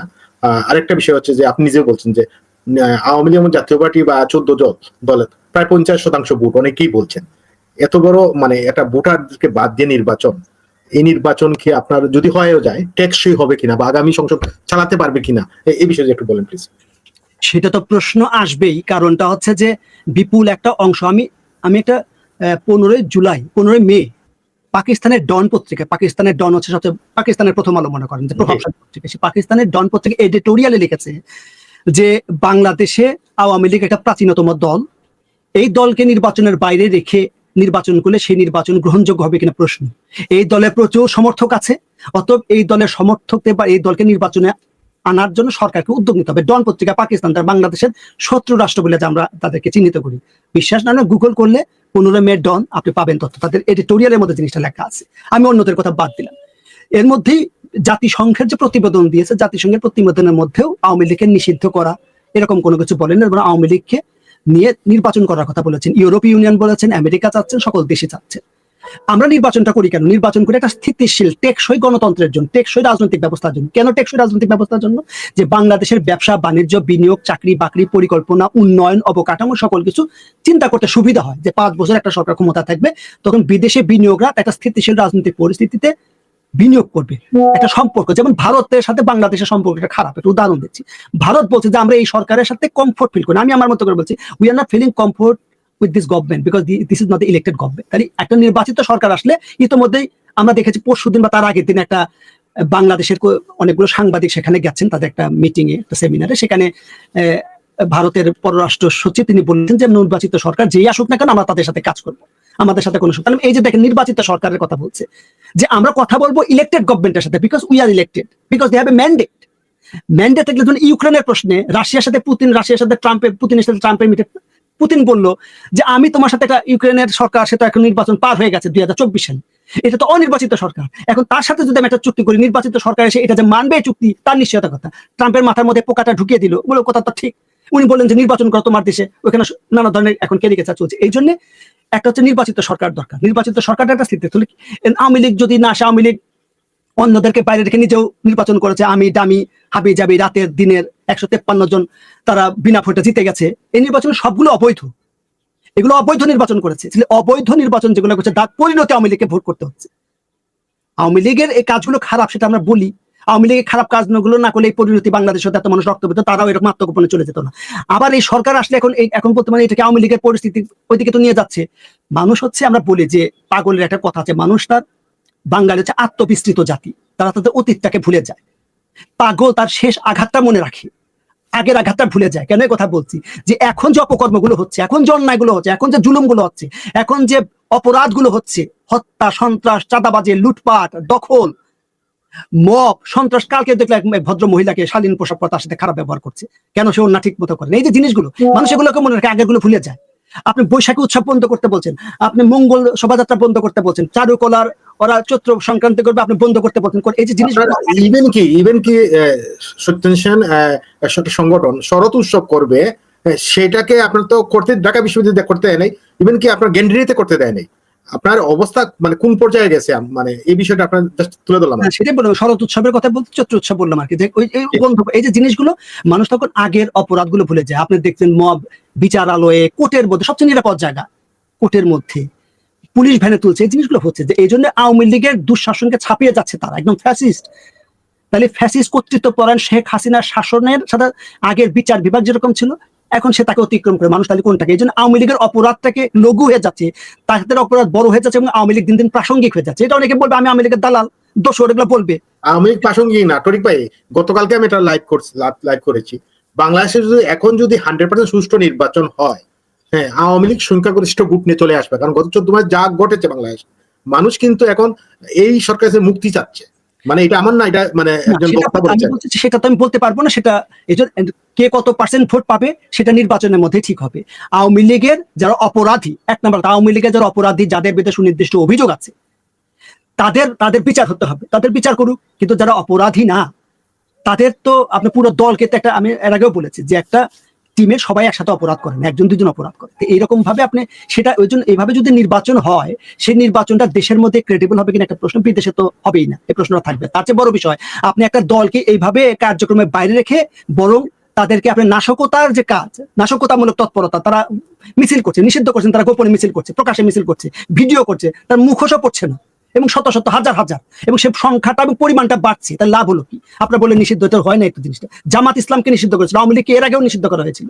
তো আওয়ামী লীগের নেতৃত্বে বাংলাদেশের স্বাধীনতা সংগ্রাম, আমি আওয়ামী লীগের অনেক অপরাধ আছে, সেটা আমি বলছি, সেটা বিচার হবে। কিন্তু একটা দলকে নির্বাচনের বাইরে রেখে, এবং নির্বাচনকে আপনারা বলছে একটা ষড়যন্ত্র, নির্বাচনকে যদি আমরা এরশাদ সাহেবের সময় নির্বাচন যে করেছিল, আমরা নির্বাচনটা বিরোধিতা করেছি, এরশাদের নির্বাচন মানি না, মানব না স্লোগান দিয়েছি। শুধু কি আমরা স্লোগান দিয়েছি? না, নির্বাচন বন্ধের জন্য যা যা করা দরকার সেটা আমরা করেছি, সবাই করেছে, এটা অস্বীকার করার উপায় নেই।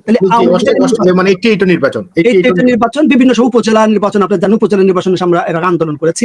তো এখন বিএনপিকে আওয়ামী লীগের বাইরে, আওয়ামী লীগের নির্বাচনের সময় যদি নাশকতা করে এই পুলিশ বাহিনী, এমনি তো নানা ধরনের কথা আছে পুলিশ বাহিনী, তখন এখন এখানে বোমা পড়লো, ওখানে গাড়ি পোড়াইলো, ওখানে অফিসে হামলা করলো, তো এখন পুলিশ কোথায় ব্যস্ত থাকবে, কিভাবে রাখবে? এই জিনিসগুলো একটা আওয়ামী লীগ যেহেতু তারা বাংলাদেশের রাজনীতি এরকম না, এখানে প্রতিহিংসা প্রতিশোধের রাজনীতি চলে। এখন যেরকম প্রতিশোধ চলছে, যে 1-1.5 বছর আগে একজনের বাড়ি পুড়ে আবার চতুর্থবারের মতো লক্ষ্মীপুরের এমপির বাড়ি আবার পুরা বাড়ি পুড়িয়ে দিয়েছে, এগুলো কিসের লক্ষ্য?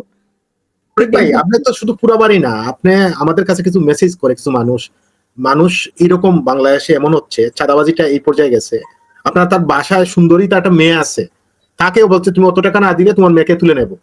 মানে ছোট একটা ব্যবসা আছে বাজারে, তুমি ব্যবসা করতে অতটা চাঁদা দিতে, এবং একটা গ্রুপ না, 2-3টা গ্রুপ 3-4 ভাবে এসে চাঁদা নিচ্ছে। সেটা আমি যেমন এই মির্জা ফখরুল ইসলাম আলমগীর শুনছেন, কেউ যদি গুগল করে চেক করতে, মির্জা ফখরুল ইসলাম আলমগীর বিএনপি সাধারণ বলেছেন যে আগে একজনকে চাঁদা দিতে হতো, এখন 5 জনকে যেতে। এটা আমার তো কথা না, তাহলে উনি কেন এটা বললেন? ওনার কথা বাদ দিলাম, 4 দিন আগে অর্থ উপদেষ্টা উনি নিজেই বলেছেন যে হ্যাঁ চাঁদাবাজি আগের চেয়ে বেড়েছে, বৃদ্ধি পেয়েছে। ওনা গুগল করেন, পাবেন। তাহলে এই যে কথাগুলো আমাদেরকে সমালোচক বা নানাভাবে বলা হয় যে শুধু সরকারের সমালোচনা করে, এই জিনিসগুলো আছে, এটা বিপজ্জনক। যে প্রশ্নটা আসলে সেন্ট্রাল প্রশ্ন, সেটা হচ্ছে যে নির্বাচনটা এভাবে হলে যে আমরা যে কারণে একটা স্থিতিশীল, একটা টেকসই গণতন্ত্রের কথা বলি, রাজনৈতিক পরিস্থিতি সেটা অনিশ্চিত হবে এবং দেশে এবং বিদেশে এটা গ্রহণযোগ্যতা পাবে না, সেটা হচ্ছে প্রশ্ন। এবং সেটা করে বিএনপি এর আগেও একক নির্বাচন করে, কেউ আসলে নির্বাচন করলে ক্ষমতা যাবে, কিন্তু কতদিন ক্ষমতা থাকতে পারবে? কারণ রাজনীতির যে সমীকরণ, যেদের ভাত কুকুরকে দিয়ে খাওয়ানোর রাজনীতি বাংলাদেশ। বিএনপি যদি ক্ষমতায় যায়, জামাত ক্ষমতায় যাওয়ার জন্য সে তার প্রতিপক্ষের সাথে হাত মিলাবে, আবার জামাত যদি যায় বিএনপি তার প্রতিপক্ষের সাথে হাত মিলাবে। অতীতে অনেক জাতীয় পার্টিকে নিয়ে কাজ হয়েছে, জামাতকে নিয়ে কাজ হয়েছে, বিএনপি হেফাজতের সাথে হাত মিলাচ্ছে না। এই হেফাজত একসময় বিএনপি আওয়ামী লীগের সাথে ছিল, তারা 6 দফা চুক্তি করেছিল 2006 সালে, সরিয়া আইনের ভিতরে কোনো কিছু করা যাবে না। তাহলে আমরা বলছি অসাম্প্রদায়িক রাজনীতির কথা, ধর্মনিরপেক্ষ রাজনীতির কথা, মৌলবাদী রাজনীতির কথা, কিন্তু এরা ভোটের জন্য, ক্ষমতার জন্য এদের সাথে গাঁটছাড়া বাঁচে, হাত বাঁচছে, এগুলো বিপজ্জনক। জি টরিক ভাই, আরেকটা বিষয় আমরা অনুষ্ঠান শেষের দিকে, যে বিষয়টা হচ্ছে যে আমরা দেখতে পাচ্ছি একটা মানে প্রশ্ন, যেহেতু আপনি নিরপেক্ষভাবে অনেক কিছু বিশ্লেষণ করেন, প্রশ্নটা হচ্ছে যে দর্শক করেছেন যে আওয়ামী লীগ গত 14 মাসে যেভাবে তারা নিয়মতান্ত্রিক ভাবে তারা চলছে, নিয়ম এই কারণে বলা হচ্ছে যে দেখেন আওয়ামী লীগের যে শক্তি আছে, তারা কিন্তু এই সরকারের বিরুদ্ধে মানে আপনার আজকে একটা ককটেল বম বা আপনার গাড়ি ভাঙচুর, আগুন দিয়ে জ্বালিয়ে দেওয়া, এই কাজগুলা কিন্তু আওয়ামী লীগ ইচ্ছা করলে করতে পারতো।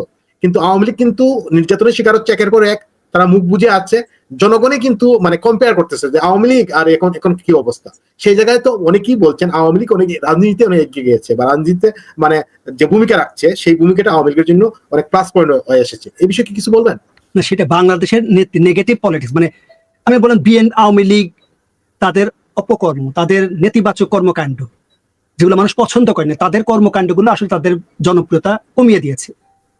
আবার আওয়ামী লীগ যখন পালিয়ে গেল, চলে গেল, তা তো বিপুল একটা দল, তাদের ভিতর থেকে একটা প্রতিরোধ গড়ে ওঠা হচ্ছে। আসলে প্রকৃত আওয়ামী লীগটা আসলে বিলুপ্ত হয়ে গেছিল, এটা মাফিয়া আওয়ামী লীগ তৈরি হয়েছিল। যে আওয়ামী লীগ যেটা আসলে হাইব্রিড আওয়ামী লীগ, যে প্রকৃত আওয়ামী লীগ যদি দল যদি থাকতো, মানে আওয়ামী লীগ দলটাকে যদি শেখ হাসিনা যদি দলটাকে টিকে রাখতো, একটা যে ব্যবসায়ীদের দল বা হাইব্রিড আওয়ামী লীগ না করি, তাহলে এই দলটা একটা প্রতিরোধ গড়তে পারতো। এখন যে ছেলেগুলো কাজ করছে, মিছিল করছে খন্ড খন্ড, এই জুলুম, লক্ষ লক্ষ মামলা, লক্ষ লক্ষ জেলে, বাড়ি ঘর জ্বালিয়ে দিয়েছে, কেউ নাই, খা করছে, তার মধ্যেও তারা কিভাবে মিছিল করছে এবং সেই মিছিলটা বাড়ছে। এইগুলো অবশ্যই সেই কাজগুলো আপনি যেটা বললেন যে সহিংসতা, বাংলাদেশে বোমা মারা, ককটেল মারা, একটা ভাঙচুর করা, গাড়ি পোড়ানো, এগুলো বাংলাদেশের রাজনীতির একটা ডেভেলপিং কান্ট্রি, শুধু বাংলাদেশ ডেভেলপিং কান্ট্রি, এমনকি উন্নত দেশে এগুলো হয়। তো এটা আমি দেখিনি যে সাম্প্রতিক সময় তারা মিছিল করছে, কিন্তু দুইটা গাড়ি পোড়াতে পারতো, একটা অফিসে পেট্রোল বোমা মারতে পারতো, দুইটা বোমা মারতে পারতো, হরতাল দিয়ে টায়ার জ্বালায় দিয়ে। বাংলাদেশে তো মানুষ ভয়ে, মানুষ হরতাল তো ডরতাল বলে, ভয়ে মানুষ এগুলো করে। তো এখন সেটা হয় নাই, সেটা একটা ইতিবাচক দিক, তাদেরকে সাধুবাদ জানাই। কিন্তু হয় নাই, হবে না, সেটা আমি কিভাবে বলি? কারণ নিয়মটা হচ্ছে যে আপনি যখন গণতান্ত্রিক পদ্ধতিতে, নিয়মতান্ত্রিক পদ্ধতিতে কার গণতান্ত্রিক অধিকার হরণ করবেন, নিয়মের মধ্যে তার কথা বলতে দিবেন না, তখন সে অনিয়ম করবে। এটা সাধারণ বিজ্ঞান, এটা অপরাধ বিজ্ঞান, সাধারণ বিজ্ঞান। তো আপনি যখন তার কথা বলার অধিকারকে আপনি হরণ করবেন, তার মিছিল মিটিং এর গণতান্ত্রিক সাংবিধানিক অধিকার, কনস্টিটিউশনাল রাইটকে আপনি তখন বন্ধ করবেন, তখন সে, এটা আমি আওয়ামী লীগের কথা বাদ দিলাম, মঞ্চ ৭১-কে আপনি বাধা দিলেন কেন? সে কি করেছে? আপনি ৭১, বাংলা ভাষা, স্বাধীনতা, গণতন্ত্র, মুক্তিযুদ্ধ কেলি বললেই আপনি আওয়ামী লীগের ভূত খুঁজে পান। এটা একটা বিরাট রোগ তৈরি হয়েছে সরকারের মধ্যে। এটা হচ্ছে আওয়ামী লীগের ভূত দোষর, যে কোনো অপরাধ, যে ওখানে গোলাগুলি হলো, একটা মেয়ে ধর্ষিত হলো ৮ ক্লাসে পর, একটা মেয়ে বান্দরবনে, ওটা ভারত এসে করাচ্ছে। ঠিক আগের যে বয়ানগুলো, ন্যারেটিভ গুলো ছিল, আওয়ামী লীগ সরকার, জামাত বিএনপি, এই সরকার এখন আওয়ামী লীগ, কিন্তু এটা করে কি হবে?